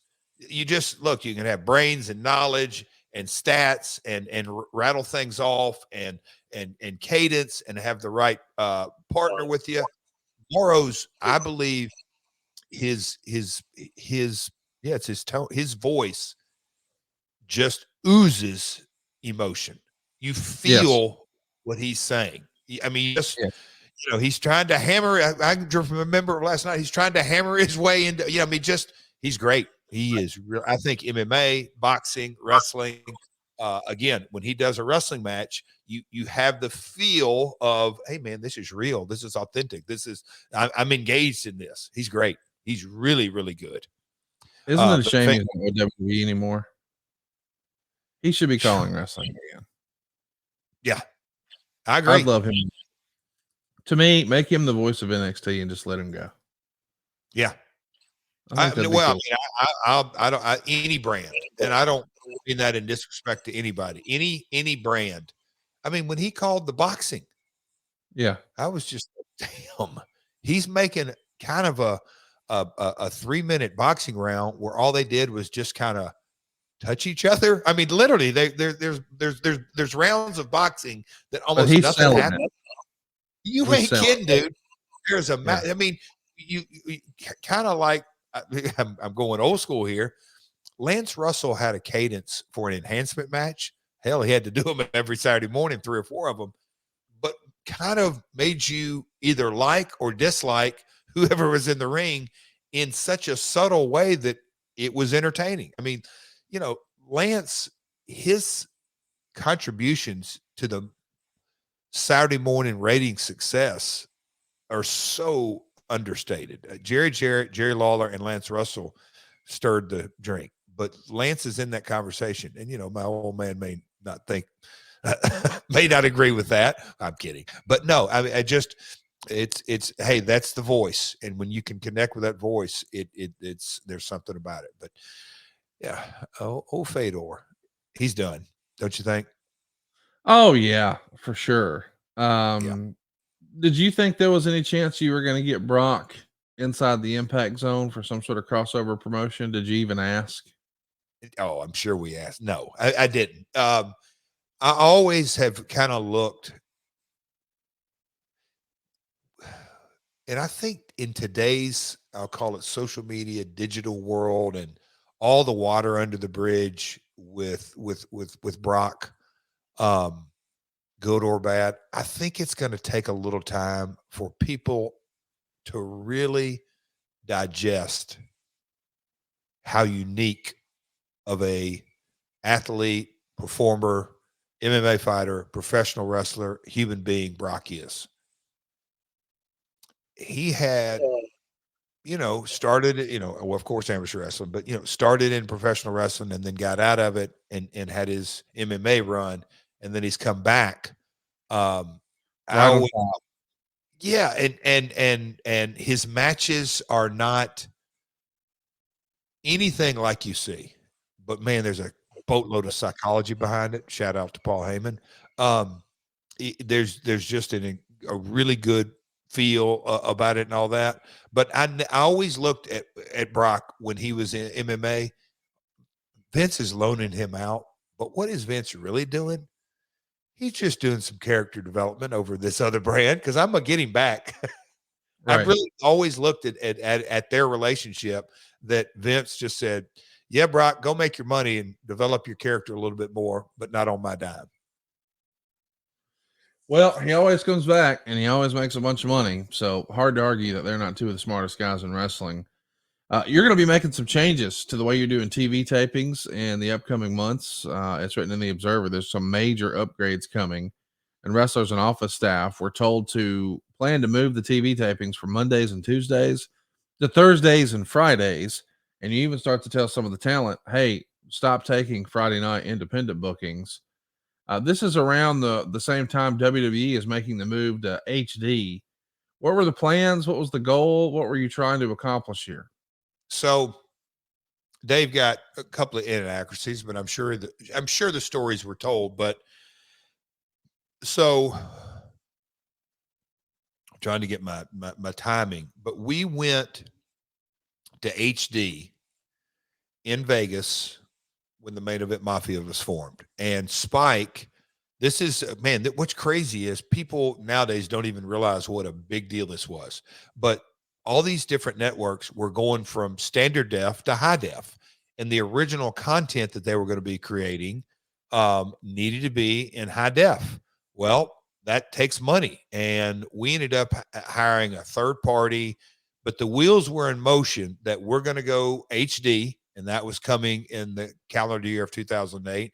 And as a part of that, as a part of that, going that way, we're also going to start doing some live on Thursdays because the ratings were clicking and we wanted to continue to increase the ratings. Well, what's one way to do that is go live on Thursdays. Well, if we're going to go live on Thursdays, if we can't afford it every week, that means we need to tape the following week's episode the next night. So we started kind of putting performers together and potentials. It was never a done deal for so many reasons, other than Spike wasn't sure that they wanted to pay for the live show every week. They were not convinced that it would increase ratings enough to get the ROI. Let's talk about somebody who is looking for a little ROI, and that's Shark Boy. He's going to appear on your show and wrestle as Stone Cold Steve Austin. He's going to use his catchphrases. He's going to use the stunner. I guess we're just saying damn the torpedoes about any sort of IP lawsuit. Maybe we know it's a parody, whatever. But Lance Storm has an opinion, and he takes to his blog on his website and writes, for the most part, imitations, despite the cheap pop they initially garner, just make the imitator come off second rate. Famous people never imitate average people. Average people imitate celebrities. So in my opinion, Jay Lethal and Shark Boy come off like mark indie wrestlers imitating real stars, which shouldn't be the booking goal of the company they work for. He makes points here, but it is a television program. What do you think of this approach and what Lance wrote? So I definitely see his points, but I always viewed Shark Boy because however it happened of him doing an impersonation, Sharky was obviously a complete comedy character, and him doing his version of Stone Cold, it wasn't Stone Cold Steve Austin. I think we had another name, but it was Stone Cold Shark Boy or something along those lines. And Yeah. Steve was out of the business at the time, or not, certainly not active. And so Shark Boy, we always looked, he's straight comedy character. Jay Lethal, and I can see where Lance would kind of lump them together, but I always looked at, Ric Flair was not the original Nature Boy. Right. There was one before that. And so I still am today, that when Jay, I'll call it, plays an extension of his personality, because yeah, you can say he's playing a character of the Black Machismo, but if he gets into the mindset, that's Jay. Jay is a professional wrestler first and foremost, and a damn good with that. But a part of his personality is kind of coming into this larger than life that plays a little bit of, literally a little bit of Macho Man Randy Savage, a little bit of Ric Flair. I'll say a little bit of, we'll just call it the old school flamboyant type.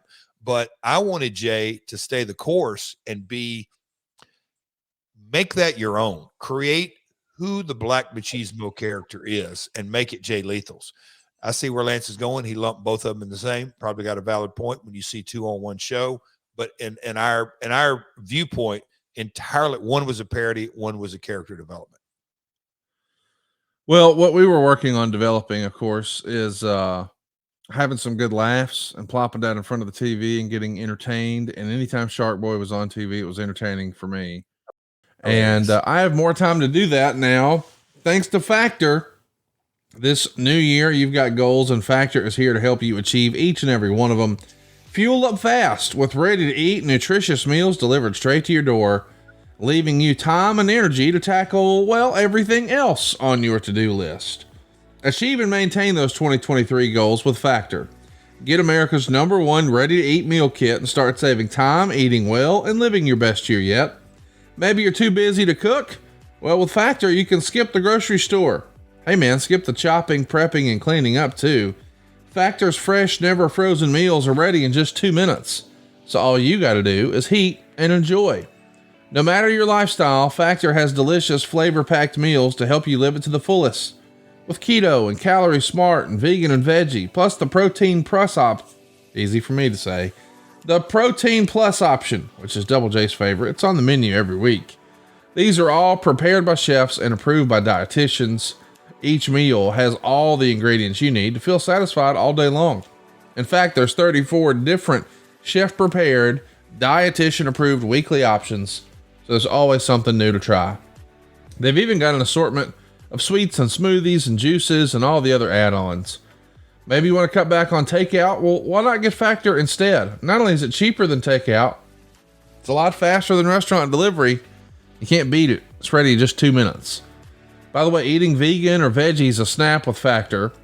You see, this way you get to know what's in your stuff. I mean, really and truly, all of these meals are prepared by chefs. They're approved by dietitians. So you'll know that all of your Factor meals have all the ingredients you want and nothing you don't want. So get Factor. Enjoy clean eating without the hassle. Simply choose the meals you think you'll enjoy and enjoy fresh, flavor-packed meals delivered right to your door, ready in just 2 minutes. No prep, no mess. Head to factormeals.com/myworld50 and use our code myworld50 to get 50% off your first box. That's code myworld50 at factormeals.com/myworld50 to get 50% off your first box. So Johnny Devine is going to defeat Jay Lethal, Black Machismo here, to win the X Division title. And there's a definite shift in plans according to the booking sheets, as we've got access to here, according to Meltzer. There's going to be plans of going in on the X Division, and it seems like there's some sort of issue with the Motor City Machine Guns. Quote, there's some wrestlers within TNA that are really upset with TNA finding Alex Shelley and Chris Sabin for refusing to blade recently as a part of a beatdown by Team 3D. There's also equal heat on Shelley and Sabin for thinking they're above doing what almost every wrestler in history has agreed to do one time or another, even if not all that often. The issue with the fine is that it just looks so bad. Imagine the publicity of a lawsuit or a mainstream story on TNA owned by a big corporation like Panda Energy for fining contracted talents for not slicing their foreheads open to bleed. Shelley has a rep for being more against blading than Sabin, but Sabin is hardly a follower. In fact, a couple years ago, Sabin was asked to bleed and refused and wound up using a mix of Karo syrup and food coloring to simulate bleeding. Nobody was the wiser. Those who are most against Shelley and Sabin, thinking they're above blading, think TNA shouldn't have threatened fines, but instead punished them in unofficial ways, like jobbing them on TV for 4 weeks straight to the Rock and Rave connection. Jay Lethal, by the way, volunteered to blade in the angle with Team 3D, and that would have been enough to get the angle over as needed.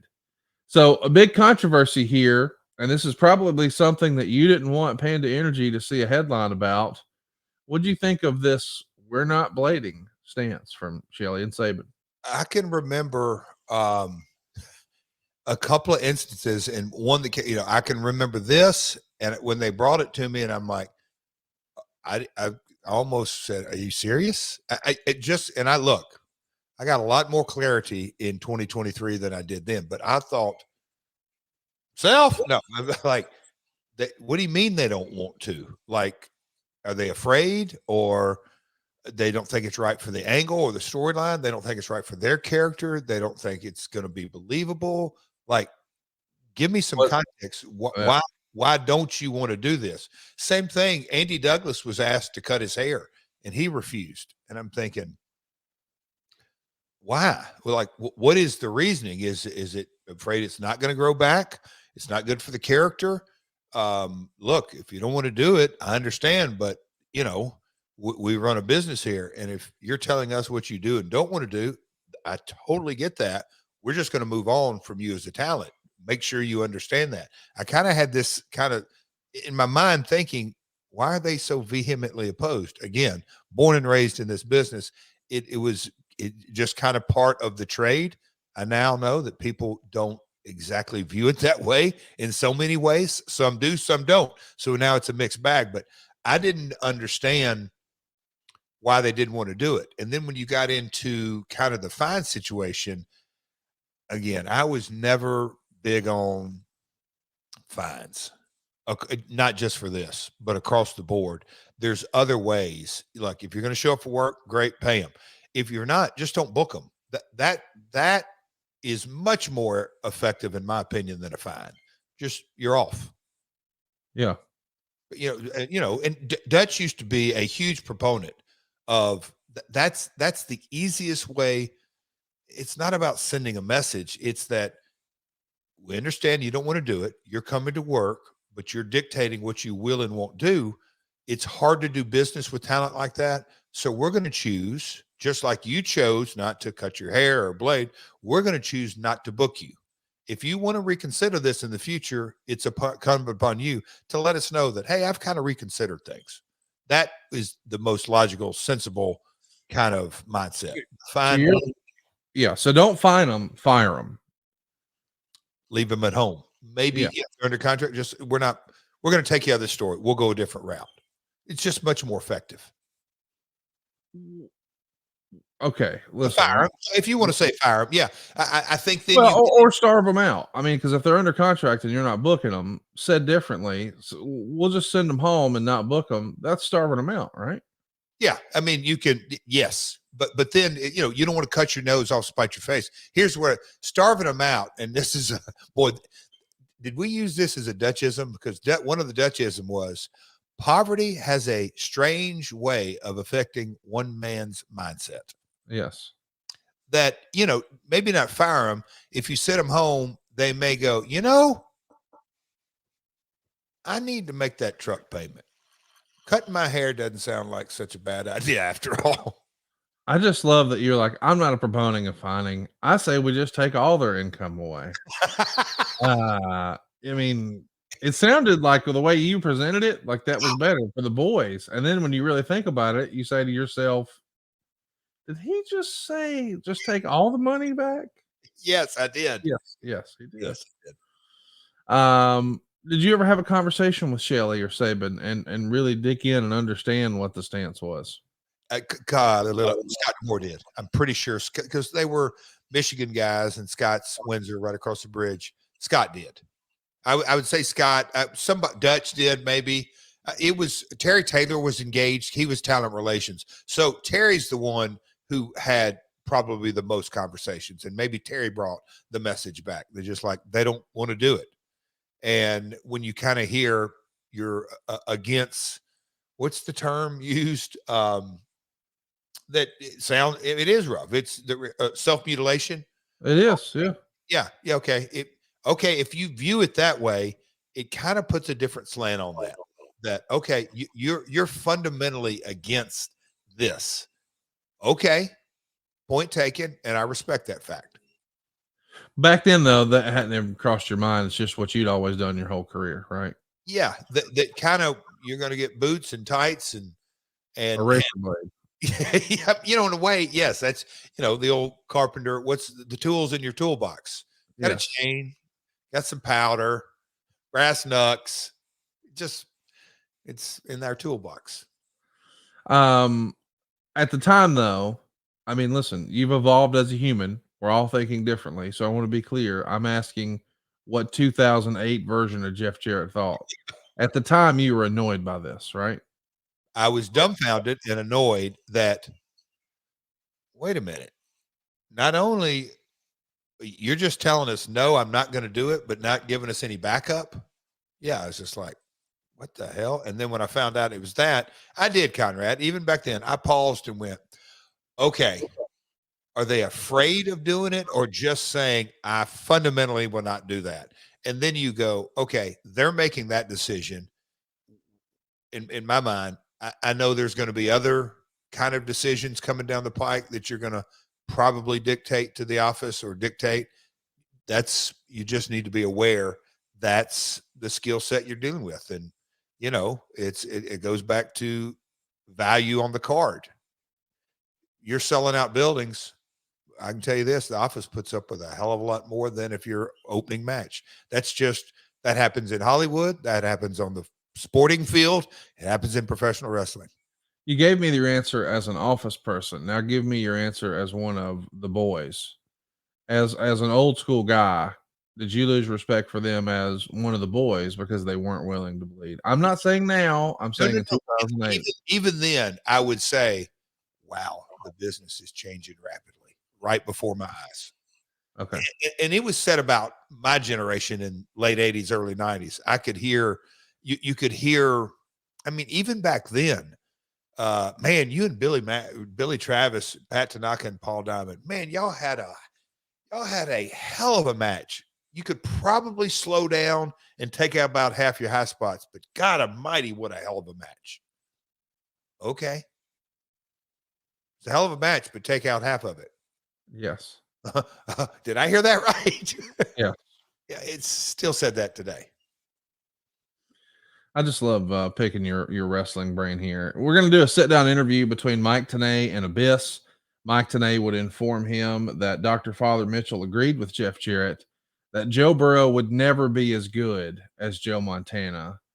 And Father James Mitchell is, in fact, his father. So Father James Mitchell is the pappy? He's pappy.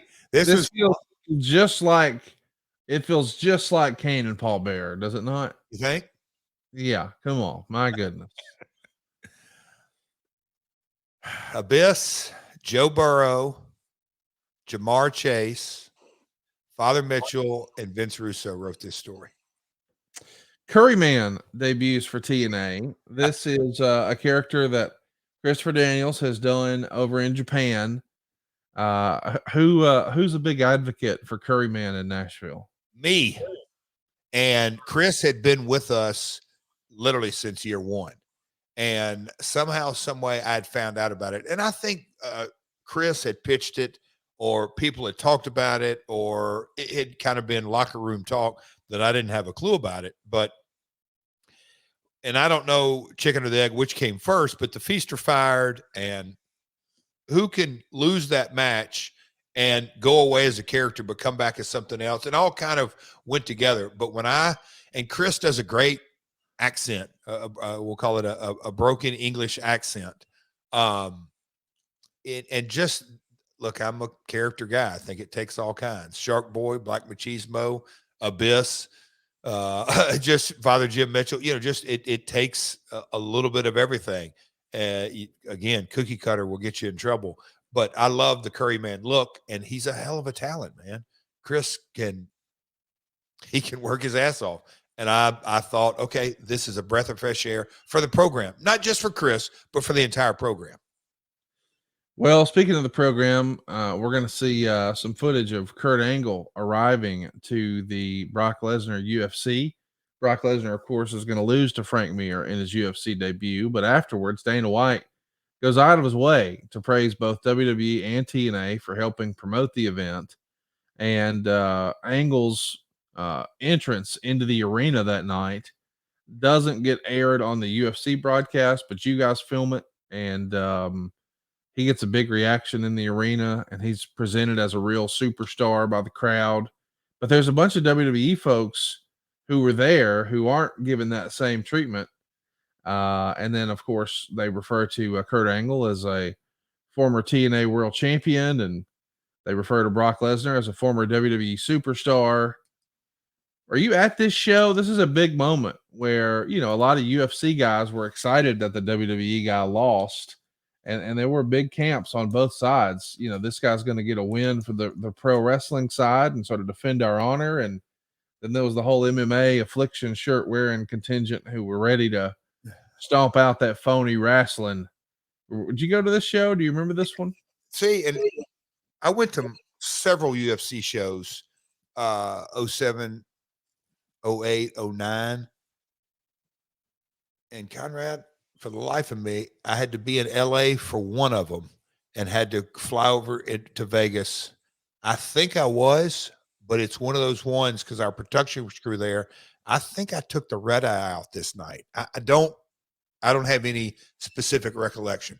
We filmed it and wanted to use stuff, but Conrad, I don't have any specific recollection of it. Let's talk about your pay-per-view. Meltzer is going to say that this next buy rate is going to be interesting because your TV is at an all-time record level, but he doesn't think you're doing a good job selling the pay-per-view. He says he knows all the matches at the next several UFCs. He knows all the key matches at the next No Way Out pay-per-view, which is the big WWE offering. But he has to think of even what the main event for this show is. Do you think in an effort, with the benefit of hindsight, do you think in an effort to make the best TV as possible, maybe we didn't focus on the pay-per-views as much as we should have? Yes. I mean, we are, again, 15 years later, hindsight's 2020, but even going back to those days, we made a conscious effort to know we continue to get our ratings up. Our renewal is going to be that much more lucrative because the renewal, they didn't just say, hey, we're going to bump you 10%, 20%, 30%. They're going to run their numbers on their ad rates on what they can and can't sell. And at the end of the day, kind of the ad rate and then some intangibles and maybe a little bit different things here and there. And are we going to get that extra third hour on a different programming? We knew all that kind of went into the matrix of decision making, but we did focus on the TV. But talking out two sides of my mouth in hopes that the more viewers we got, the more buy rate, the bigger the buy rate we got. Right. And so not to say we just gave up on pay-per-view, but we did focus with the mindset, more viewers will create more pay-per-view buys. Well, listen, I don't think there's any debating that, but Meltzer would say that 90% of the TV is being written by Vince Russo. Dutch Mantel is mostly focusing on the ladies. And he says that internally, everyone is favoring comedy because that seems to be what's doing the best ratings. But he says nobody internally is talking about buy rates or house show attendance. So if we're only talking about the ratings, we're not going to pivot from what we're doing. We're thinking what we're doing is working. Was there anybody behind the scenes who was a big advocate for focusing on the other metrics instead of the ratings? Was there anyone who was saying, hey, well, we need to get this angle on TV to do house shows, and we need to get this angle on TV to sell more pay-per-views? Or are we primarily, sincerely focused on the ratings? Later, when the Hogan regime came in and probably 8 out of 10 wrestlers that appeared on Impact were never going to make a house show, that was in deep debate. During 08, during this time, Dutch, myself, Dean Broadhead, CFO, Dallas, we all had and I'm not saying Russo was not a part of these conversations and Dixie, but Dutch was always, I don't say in my ear because it was out in the open. It was, Jeff, we've got to build to a match, not a series of matches.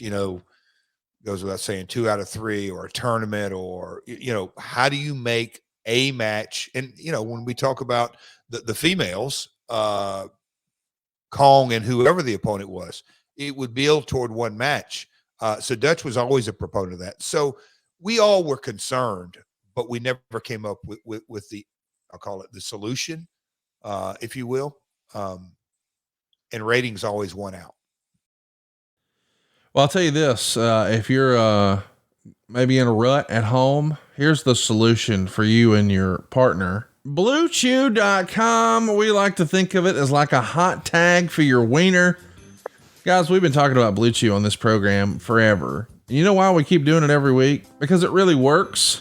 And if you haven't tried it yet, what are you waiting for? This episode and Jeff Jarrett's wiener, both sponsored by Blue Chew.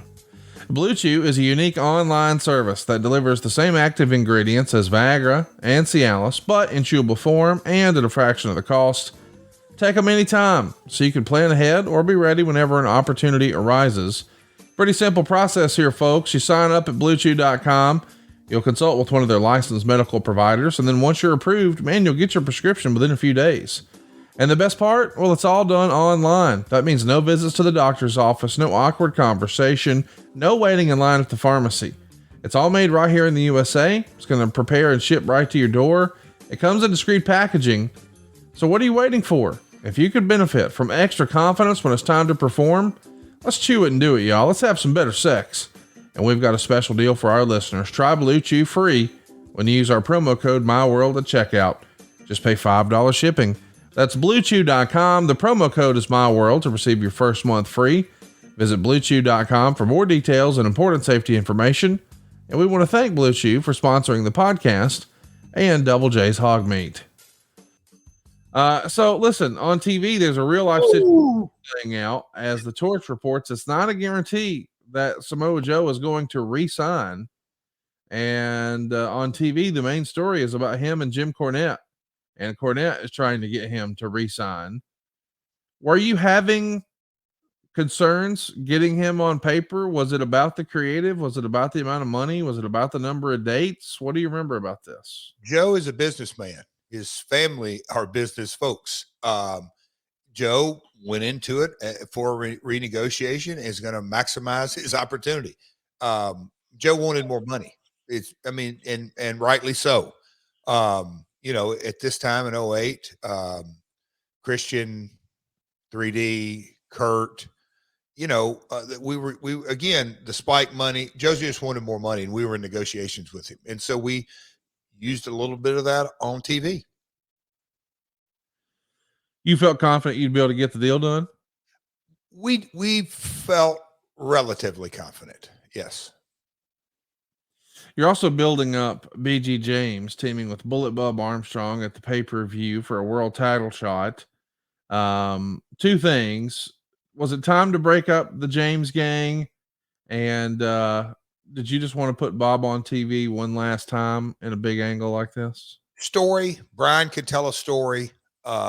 Obviously very good. Bullet could tell a story. The James gang, it was time to just evolve the storyline. So yes, all the above. Lean into Brian and his father. Just, again, authentic stories sell. And that's the road we headed down. When you hear that WWE is going to be taking SmackDown from CW and they're going somewhere else, were you concerned how that might affect your TNA deal? Not so much that they were coming to Spike, but where were they going? And more importantly, how much money were they going to get? Just, when a wrestling program is up for renewal, where's it going to go? Is it going to go to a better time slot or a better network? Is it going to be more money? Or is it going to go the other way?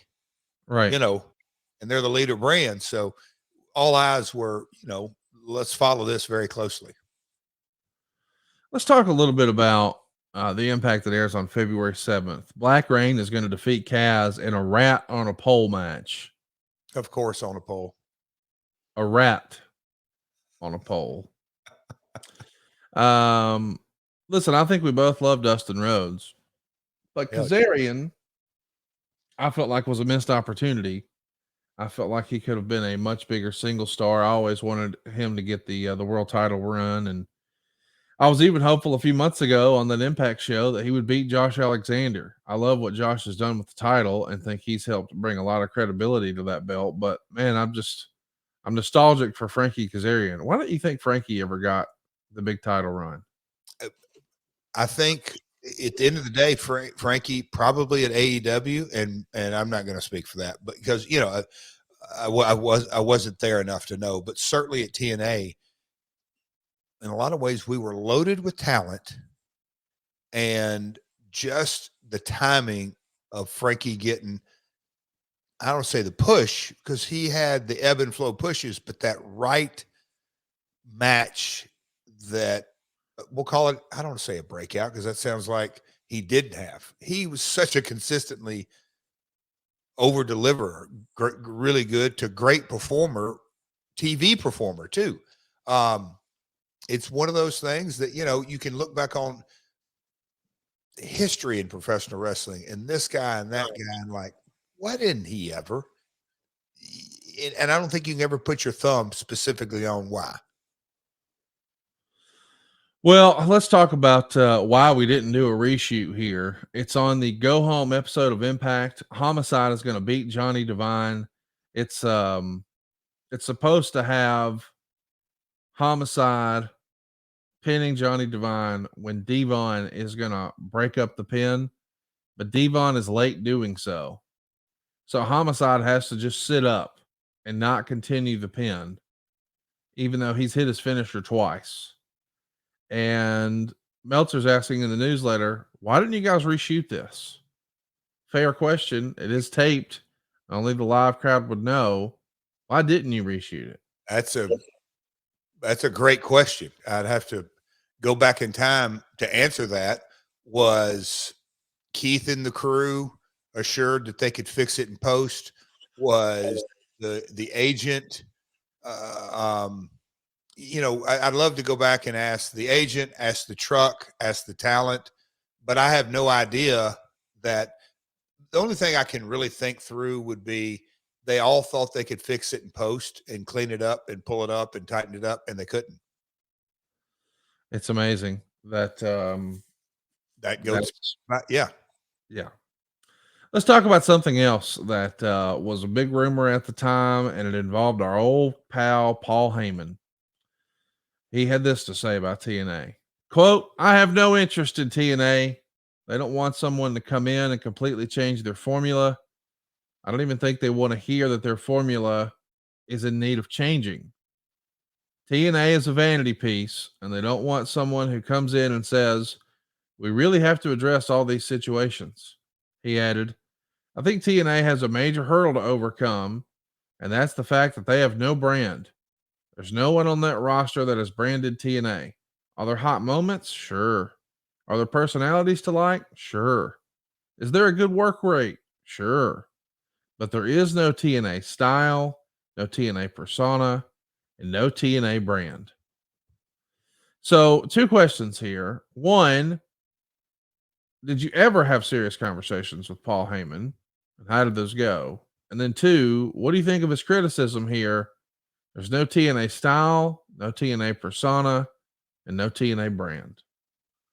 So no, I never had any conversation. I didn't have a conversation. And me and Paul reacquainted ourselves 4 or 5 years ago, and we text often, and he's one of the funniest guys. He's great. He has the gift that keeps on giving. He's a character, man. But so no, I never had I didn't have a conversation.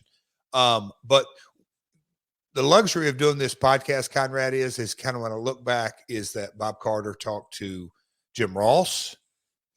He talked just kind of, Eric Bischoff, before he came in, he was very outspoken. I don't even know who AJ Styles is. Different things like that. Paul made those comments. They're all fair enough.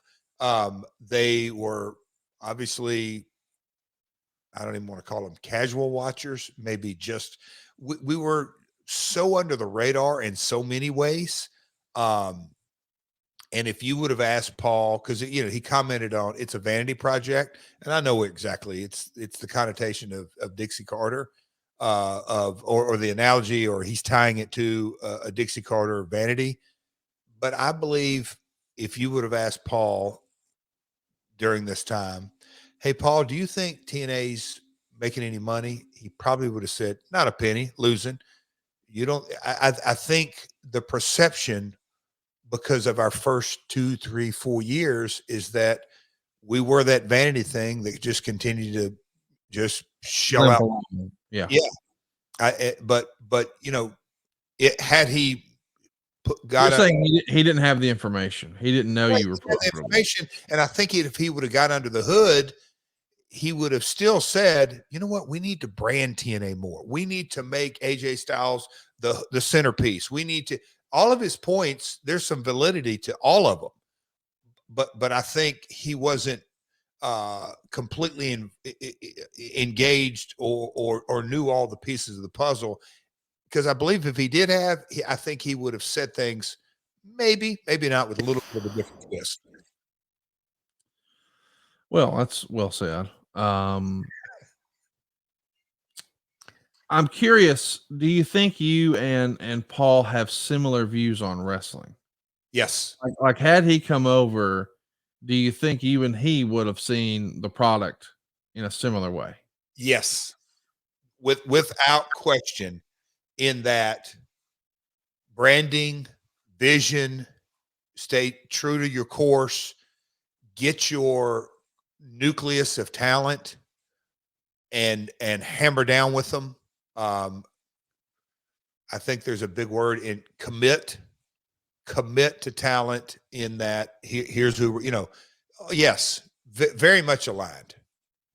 Agree on everything? Zero chance. Nobody does that. And certainly no folks that can wear the hat of executive producer, but very much in alignment. Well, something else I know we're all aligned on is jimmysfamousseafood.com. Maybe you haven't checked it out already. Well, you need to. It's jimmysfamousseafood.com. And when you use our promo code MyWorld, you're going to get free 2-day nationwide shipping on orders over $125. That's the promo code MyWorld at jimmysfamousseafood.com. Really, now you no longer have to get in your car or an airplane and go visit Jimmy's Famous Seafood in Baltimore. They're going to bring Baltimore to you. I'm talking about the best crab cakes you ever had, the best crab cakes in the world. And they've got some incredible soups that JR swears by. Our buddy Corey loves their chowders. My dad loves their oysters. Cassio loves their signature steaks. And you're going to love their desserts and their gluten-free items. You've probably seen them all over TV with Bobby Flay and Guy Fieri and everybody in between. This is a real deal, a family-owned business for more than 4 decades, and they are huge wrestling fans just like me and you. So what they're doing is they're making their food affordable for you to enjoy at home. Let me explain. If you've never ordered seafood before to be delivered, the shipping is the expensive part. This is a real life hack, y'all. I seriously challenge you, try these crab cakes. See what you think. Tell me you've had some better. Eric Bischoff and I swear by them. We make them on the grill. I know Tony Schiavone loves the crab pretzel. They got something for everybody, and now you can get it delivered with free shipping when you use our promo code MyWorld at jimmysfamousseafood.com. So let's talk about the show, Jeff. Here we are. The show does 30,000 buys, up from the prior year where we did 25,000 buys, up from the previous month where we did 20,000 buys. So it seems like, as far as buys go, we're headed in the right direction. And the show is pretty well received by the Wrestling Observer readers. 47.2% thumbs up. Meltzer says, this really isn't much new to say about TNA after the Against All Odds show. Ratings have never been higher. In fact, 2 weeks ago, UFC did a live show on a Wednesday, and TNA ran on a Thursday, and more people watched TNA. Then UFC did a pay-per-view where maybe 600,000 bought the show. And a week later, TNA did a pay-per-view where maybe 25,000 bought the show. This past week, UFC put tickets on sale for Montreal, and for the first time ever in that market, they sold out immediately, and scalpers are getting ridiculous prices. TNA ran in Greenville, its first time ever in the Carolinas, and it sold less than 2,000 tickets. Man, I love this. There's this discussion about our business and how we're looking at the different metrics. And if we're trying to see who's the hotter brand here, as a television property, everyone would unanimously say TNA. But every other metric, if we were going to say who's the hot brand here, everyone would pick the UFC. Is this to say that you guys have figured out television, but maybe not every other piece of your business? You have engaged the audience and conditioned them for free content, but not made them want to pay to see anything? What is your administrator takeaway from this dichotomy of TNA versus UFC and all the business verticals that are involved? Maybe a couple of years ago, Conrad, you said, I want to do a podcast to dig into this kind of stuff. And I know you do it with Eric, but to me, I was thinking, because we're at the end of the research, when I kind of sat back and looked at it and go, kind of what you just said. All right, we beat UFC in television ratings. Okay. So didn't you just say UFC did 600,000 buys? They did. Yeah. Okay. So let's just say WWE, this is pre-network launch, right? Right.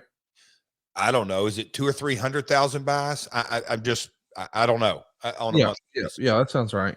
So 1 million buys in this month, and you're going to throw on our chump change. But does the pay-per-view buying audience, and I'm not saying they're one and the same, but because WCW buyers went away, they didn't magically migrate over to WWE.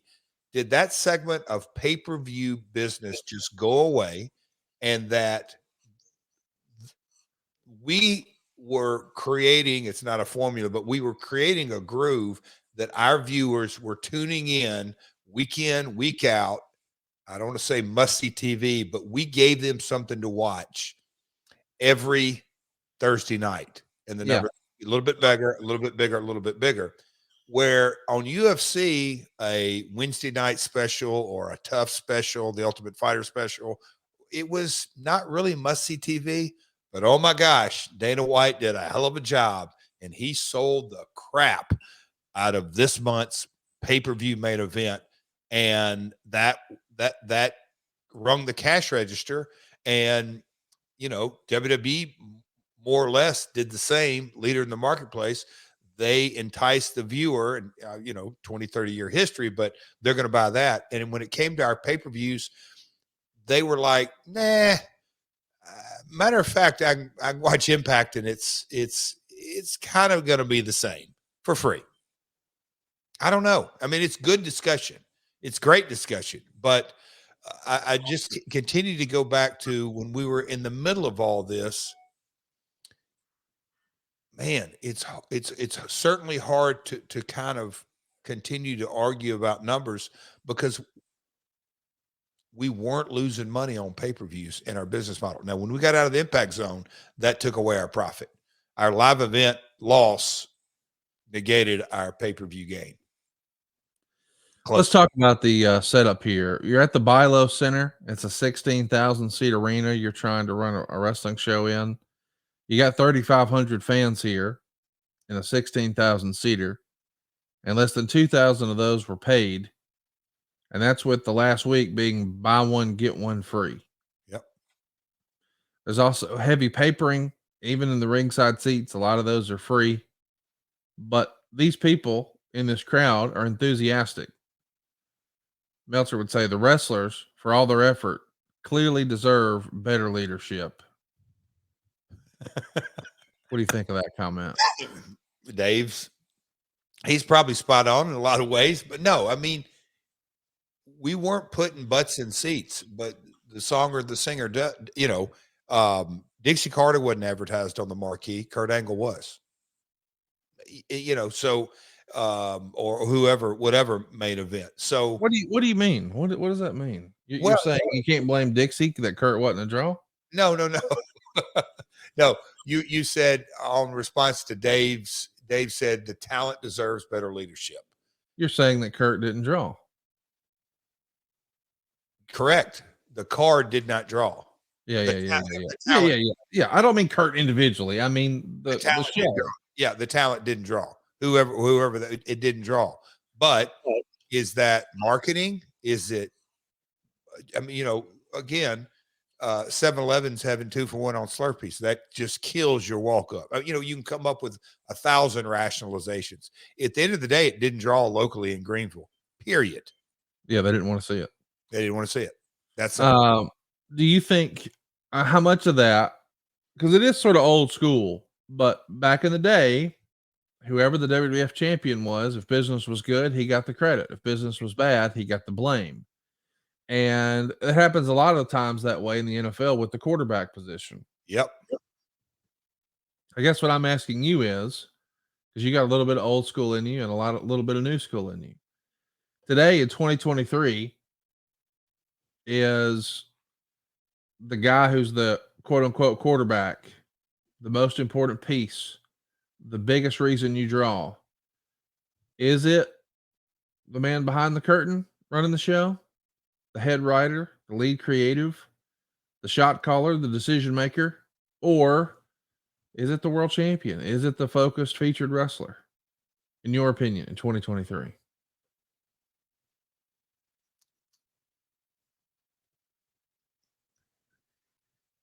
One of the most important things that I think, and look, he's not the one that created this or whatever, but he certainly is the one who put it in my mindset. Vince firmly believes this: in what sells is the brand.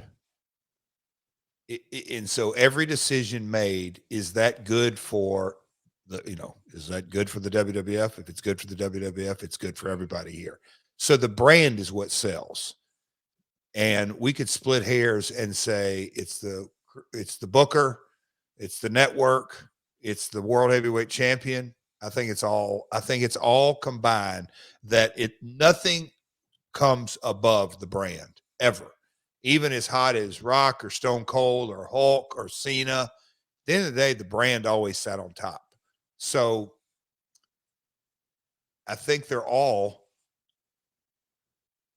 it's hard to say equally important, but I think it goes without saying the world heavyweight champion, because there's multiple belts in all these promotions, there is a lesser than. There is not a Hulk Hogan's the WWE champion, Ric Flair's the WWE champion. Those days are in the rearview mirror. But let's talk about it, because from a football standpoint, you and I are big football fans. We talk about it almost every chance we get here. In the NFL a few years ago, there was a big debate. Who was responsible for the Patriots' success? Who deserves more of the credit? Was it Bill Belichick or was it Tom Brady? Now, clearly, they did it together.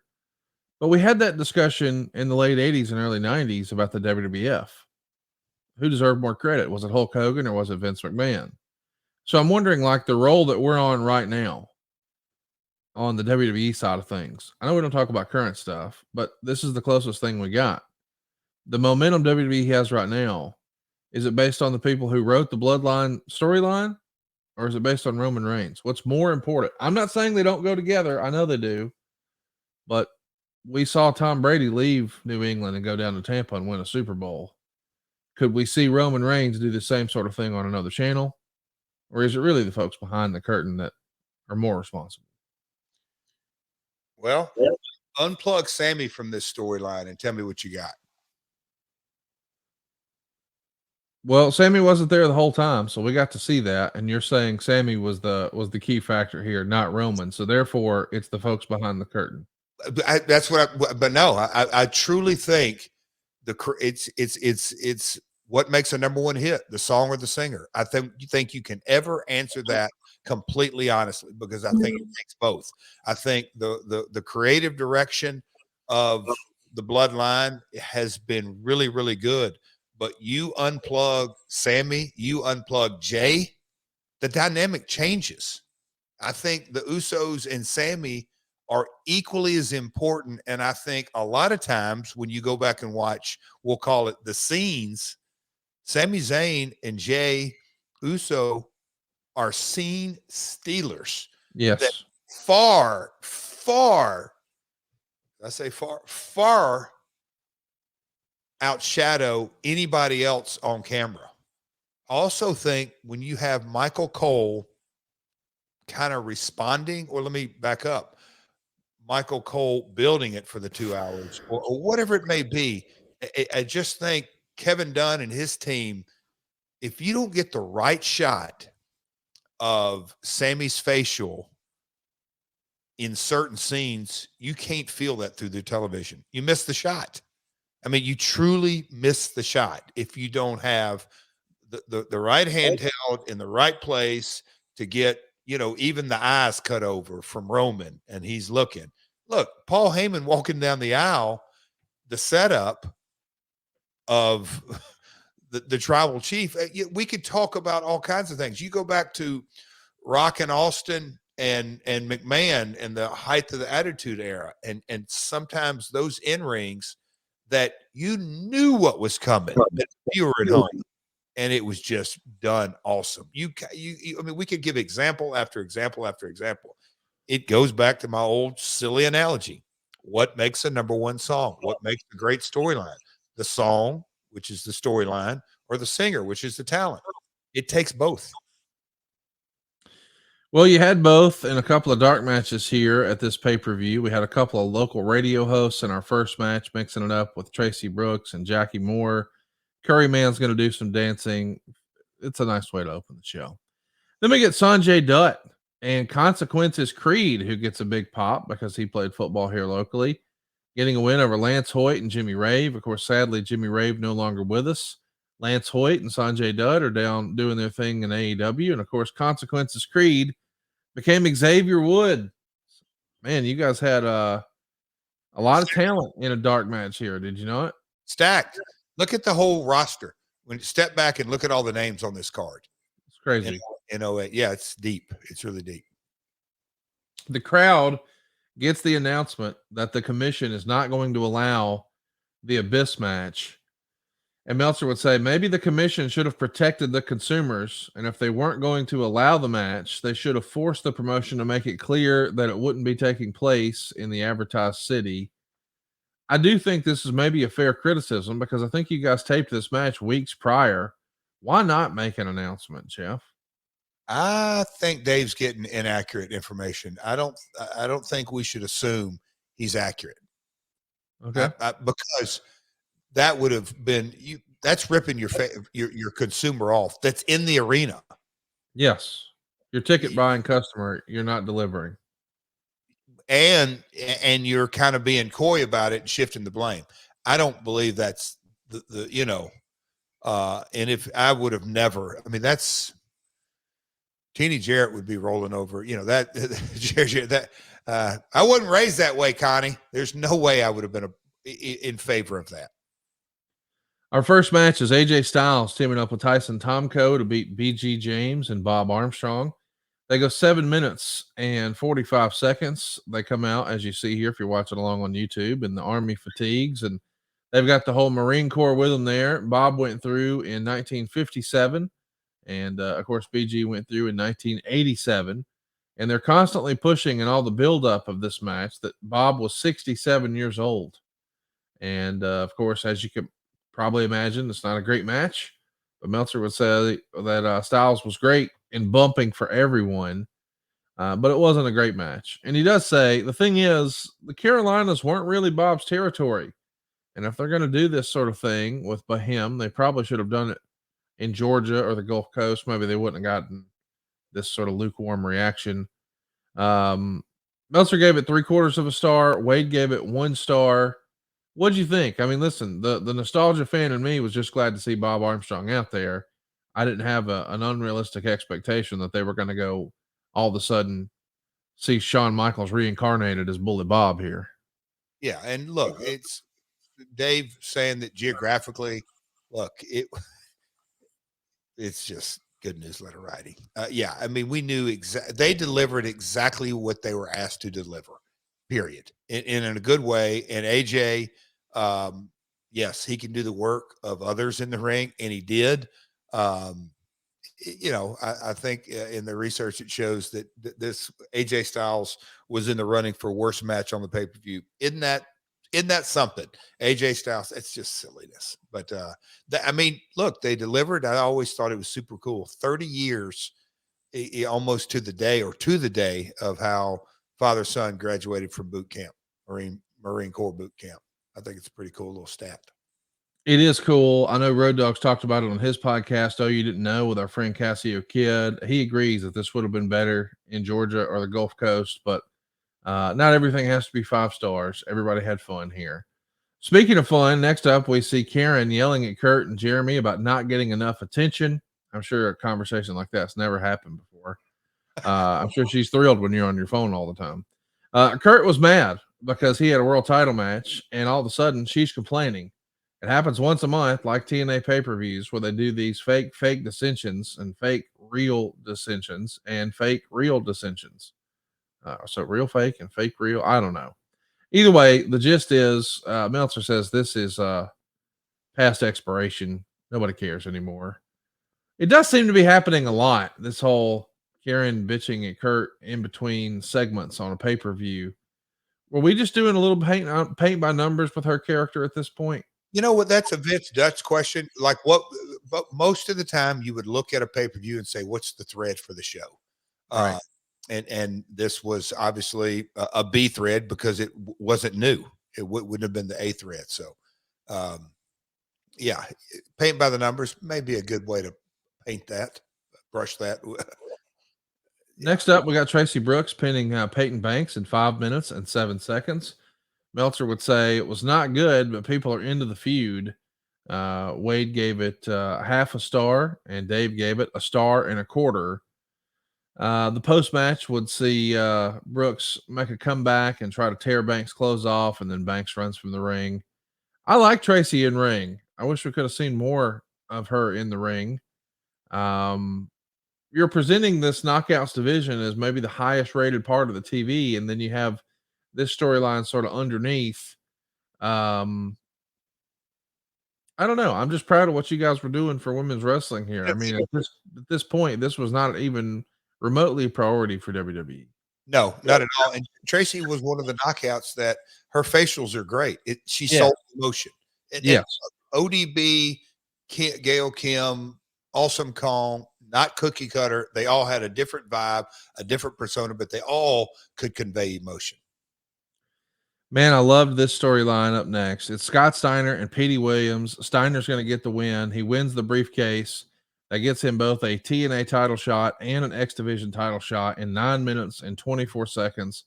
We got the dueling chants here, a payoff from a really great story. I know maybe in hindsight we could have done more with it, but I just loved putting these two guys together. And then all of a sudden, we see a 6'2" African-American woman, Mrs. Biggers, a former Florida State volleyball player who was in Deep South and under a WWE contract in 2005 and 2006. She's going to distract Petey, and that allows Steiner to give him a last ride power bomb for the pin. Meltzer would say, Biggers just looked like a complete zilch out there, other than being a big bodybuilder looking woman with major implants and less than 0 personality. Wade gave it 2 stars. Dave gave it 1.5 stars. How did you guys find Mrs. Biggers, and what did you think of her upside? I believe it was a Terry Taylor fine or talent development fine.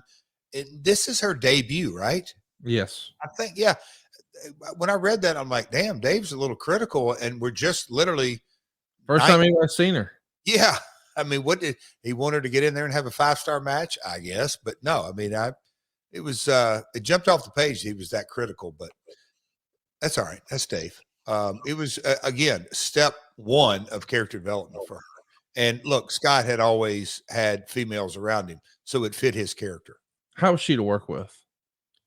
Easy. I never really ended up working too much with her because she wasn't around long.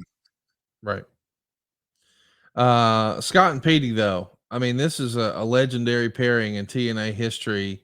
What did you think of their angle, storyline, pairing, relationship? I don't think I can say enough fun things about I that. thought they brought maybe not the best. I thought, yeah, but I thought as characters that you could get invested in, they were good for each other in so many ways. And look, little Petey Pump, you know, Scott's a body guy, as the folks like to say, and Petey was a body guy. And so they just had kind of a natural chemistry. And they had a natural friendship backstage, which is kind of where all this blossomed, that they had a real relationship, and let's let it play out. Such fun stuff. The comedy backstage continues. Jeremy's telling Kurt what a ladies' man he was and keeps giving Kurt advice. He asked Kurt what Thursday was, and Kurt said Impact. And he kept asking, and finally Kurt realizes it's Valentine's Day, and Borash tells Kurt to renew his vows with Karen on Impact. Of course, we know that, as silly as it is, wrestling weddings usually do well in the ratings. Who was a big wedding proponent in the booking committee? Oh, probably all of us. Yeah. I mean, literally, you know, it done right in a build. Who was I just talking to at ringside the other day? The Ring King, and we'll, you know, get into one of those episodes. That was a unique, elaborate Indian wedding.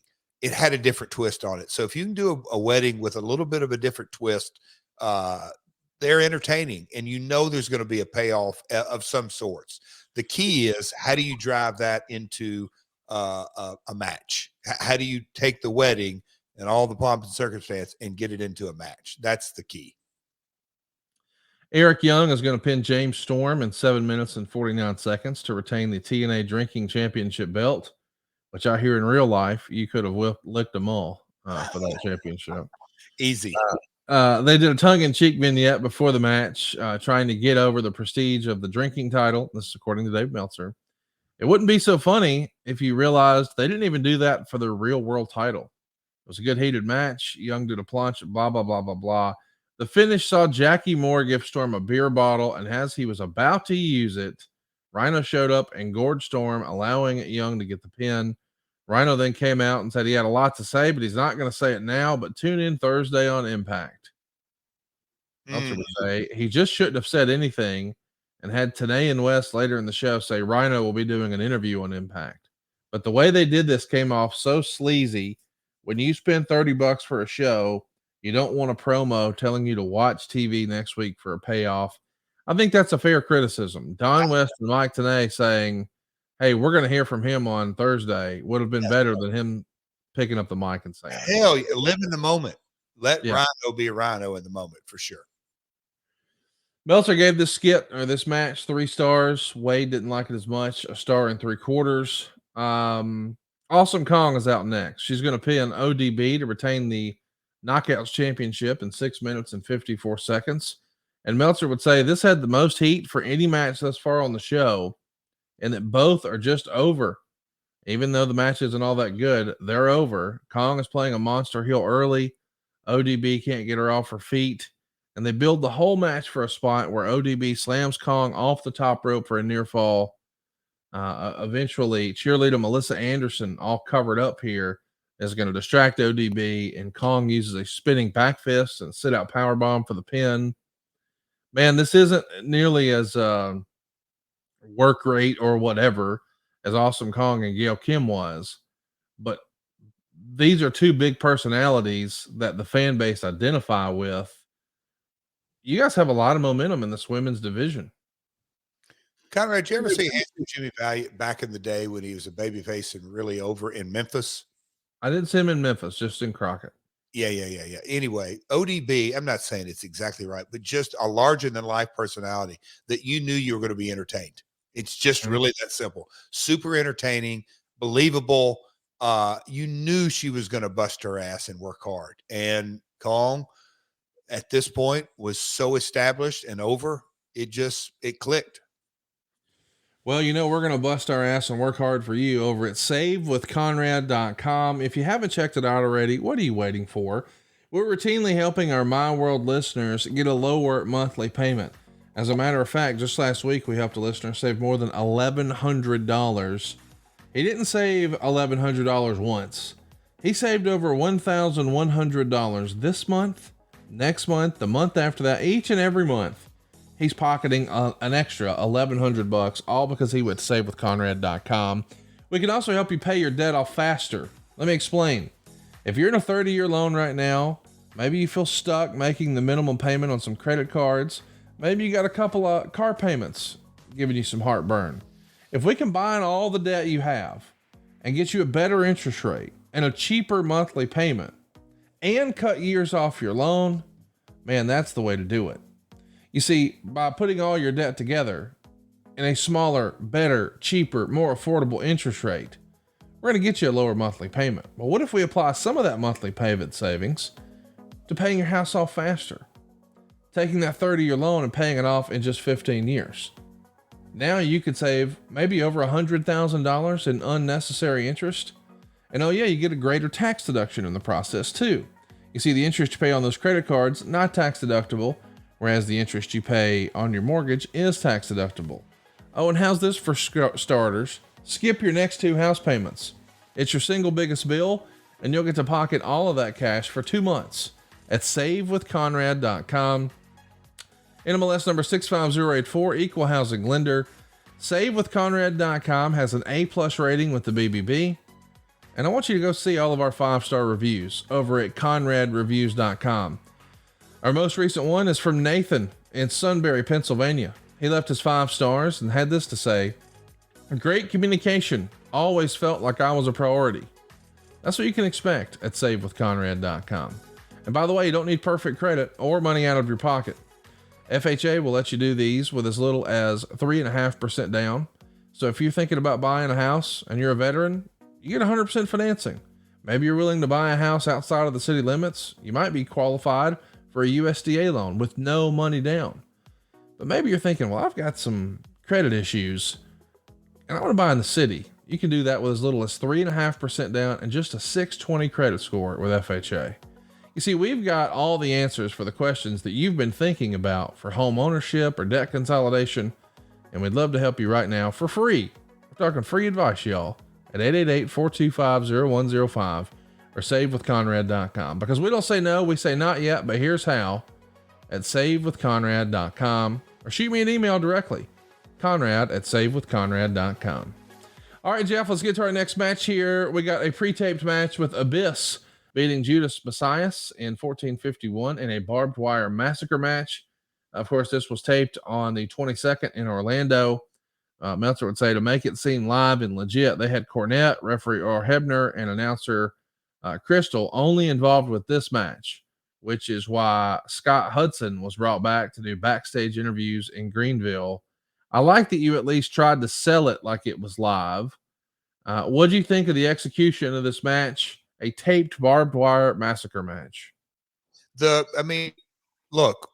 the hand we were dealt, I thought we did very well with it because it rolled in.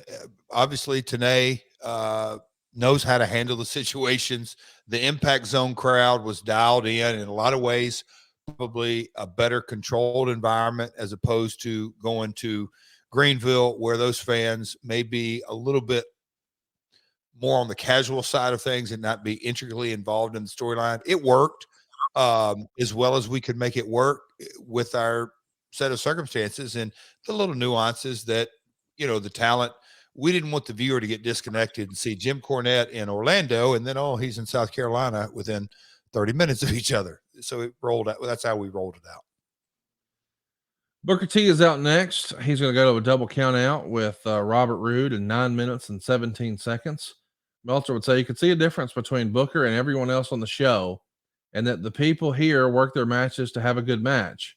Booker worked his character to do the storyline. He was pissed off and looking for revenge and out to just fight. It was a good brawl until the crappy finish where Roode just walked off. Booker's going to chase after him. They're both going to get counted out. Fans booed this finish like crazy. Booker, of course, chases Roode out to the back. He jumps in the driver's seat of the car, throwing Peyton Banks out of the seat and into the parking lot and speeds away. So that's the story here with Robert Roode and Booker T. Before we talk about the match and the just sort of walk-off finish, which was kind of bull, what do you think of this description that Dave lays out here about the way Booker wrestles compared to everyone else? That he's trying to advance his character rather than have a good match. Well, I think the story dictated it. Booker's a pro and got into the mindset, again, a weekly or monthly episodic storyline. We've got to keep the viewer who theoretically tuned in to see this storyline advance to the next progression. So be in character. Booker's a pro, knows how to do that. You know, when I read that and remember back on it, it's one of those things that the finish, because the progression, neither guy needed to win at this stage of the storyline. But for the pay-per-view paying audience, it's just like, in a lot of ways, letting the air out of the show or the pay-per-view. The talent did exactly what they were asked to do. And obviously, Meltzer even noticed to the point that Booker's all in on that. But having a monthly pay-per-view is a challenge. It's that simple.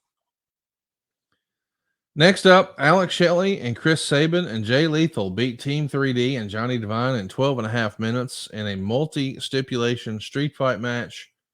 The steps here are, if Shelley, Sabin, and Lethal win, Team 3D couldn't wrestle in TNA unless they both weighed in at less than 275 pounds. In addition, if they won, whomever scored the winning pin would become the X Division champion from Devine. If Team 3D and Devine won, then the X Division would be extinct. In theory, this made no sense because Devine was the X Division champion. So by winning, Devine would lose his own title. Of course, this was never brought up. In fact, I didn't get so much as one email asking about that, which shows that people expect TNA to do things that don't make any logical sense. That doesn't make any sense, does it? It didn't. It's a disconnect. Let's move on. It really was. I was just like, oh, God. Way overstepping. At one point in the match, Bully Ray pulls SoCal Val in the ring and threatens to shred her face with a cheese grater. And Meltzer would say, if this was 1988 and it was Elizabeth, people would still be remembering the spot today. It was a pretty intense moment. Lethal made the save and then the big comeback. What did you think of the match, the execution, the guys who wouldn't get color getting the win? And then this whole cheese grater spot. What did you think of that? Well, and the storyline of Sanjay and Val and Jay was, I don't say, you know, it was lots of story layered up into this in so many ways. Both,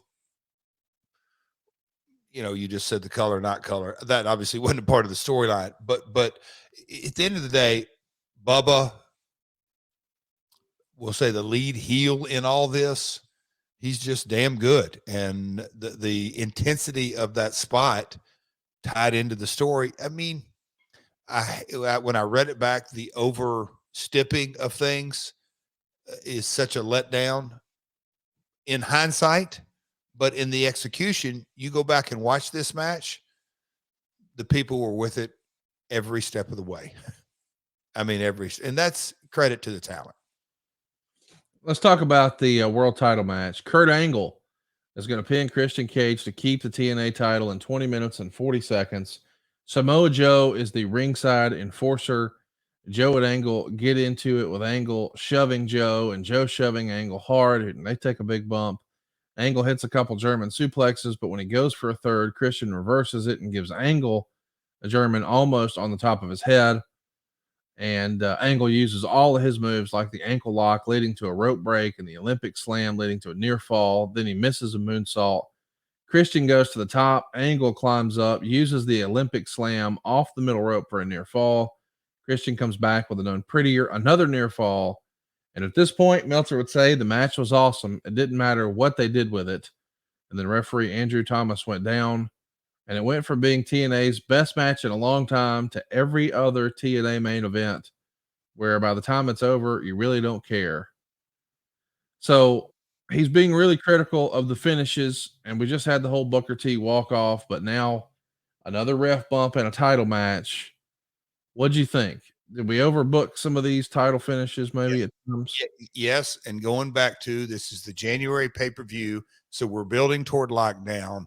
And Christian and Kurt work in a hell of a main event match in so many ways. And then we give them the match and we give them, it's the subjective matter, but when you read it on paper today, it's too much storyline. But then you go back and watch it, and the people are with every bit of it. Dave didn't like it, but the people in the arena, you know, the viewers, the consumers that were paid money to be there, they were all about it. So again, it's what we do here on My World, dissect and analyze. But yeah, just reading it, you can get caught up in the fact that, oh my God, that was too much. Go back and watch it and you go, okay, entertaining. It got us to the next month episodically. Well, we know Karen's going to get involved here. Styles is going to get involved. Tomko's going to get involved. In the end, involved. Yeah. Meltzer gives it 3 3/4 stars. Wade gives it 3.5 stars. Kurt Angle retains. Meltzer would say, against all odds, to me, it was a thumbs up show because of the last 2 matches. Granted, the show ended frustratingly as Angle and Cage were having the best match main event that the company's had in some time. Then it was ruined by 2 predictable run-ins that, because they're done every time out, are no longer heat, but just lead people to not care. It's the craziest thing. All these fans want an alternative. They want to care. They like the wrestlers, and the promotion just beats it out of them. What do you think of that criticism? I get it. I go back to, because again, sometimes I feel like we turn this into the Meltzer. We're the analysts, we're the analysts and the critics of Dave's writing. But we are. Yeah. I mean, the format of the show to me is, here's what Dave said happened, and now you tell us what quote unquote really happened. Yeah.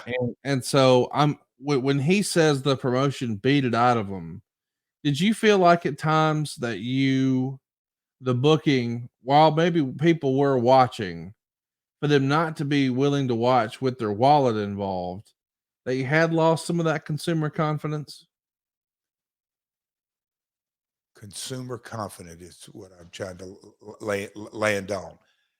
Look, I even today, and even then, I had the understanding, and we've gone into great detail on this, that, you know, in '86, when I broke in, Dave's main purpose in his business life was to sell paper. Well, I'm not arguing that. I mean, listen, me and you agree on that. Yeah. No, what I'm saying is, and so here we are later, he had a reason why he wanted to say the promotion beat it out of him.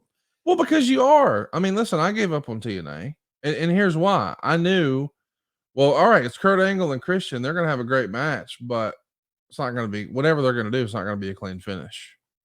Like, when I know there's going to be, when I can't get excited enough to vote with my wallet to say, I got to see this, there's going to be a winner. So-and-so is going to get his ass kicked.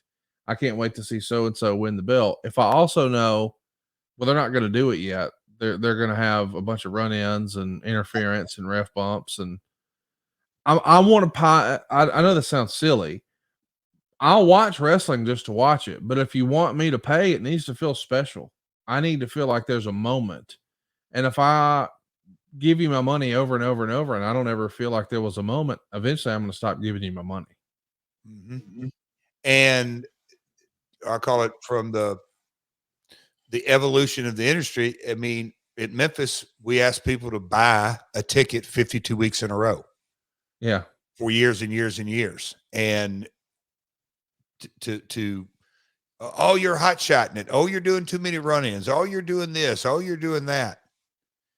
Well, it's been pretty successful for 20 years. I love your criticism, but it's still making money. And that's probably my mindset there, that, you know, these pay-per-views are not coming up, but how am I going to argue with the ratings continue to go up? And well, here's what I'm saying. Do the non-finish on TV, but give me a real clean finish on pay-per-view. Yeah. And I hear you, but I also know that with playing The pay-per-views don't exist in a vacuum. You got to build to the TV in order to keep that TV beast fed. And also, we didn't have the luxury of having 100 talent. I think there's a big difference when you had, at this stage, I think Dean's formula was 30 talent, and we probably had 40 to 45 on the roster. So protecting talent where you didn't beat them week in and week out was a concern. A real creative concern that you just didn't beat talent over and over and over and over. Then they're left with nothing, and we've got them signed for 3 years. Again, that's kind of the nature of, we'll call it, running a small business. How do you protect talent when you have a limited amount? It's good debate. It's good discussion. And consumer confidence is what I was going back on, Conrad, when you say that. And you've said it before. That's a real, man, I wish I'd have had conversations with you way back. And I mean this in that, okay, I hear you, Jeff, and this and that. But let's just throw this out there, Jeff.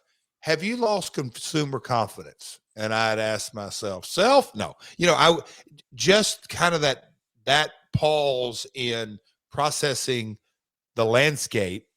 Okay, we've lost some consumer confidence. How are we going to get it back? What do we need to do? All right, we probably need to just stay the course and no run-ins, no screw finishes, no nothing on half the card. And I'm just picking a number out. But basically what you're saying, I'd like to have had that conversation with you 15 years ago. Jeff, you've lost some consumer confidence. We need to build it back. Because in 2011, that's exactly what we did. Yeah. Destroyed our consumer confidence. Here, you're making a valid point about the, I'll call it, excessive run-ins and stuff like that. Okay. Fair point. How do we rectify that? How do we change that? How do we head down a different direction? At least have the discussion.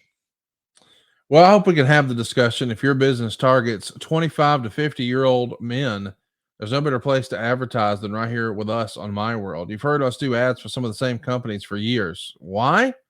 Because it works. With our super targeted audience, there's very little waste.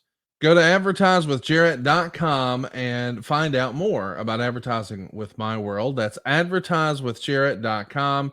The easiest way to get involved in our show is to hit us that like button, hit the subscribe button, watch our videos, turn our notifications on over on YouTube. It's My World on YouTube.com. That's My World on YouTube.com.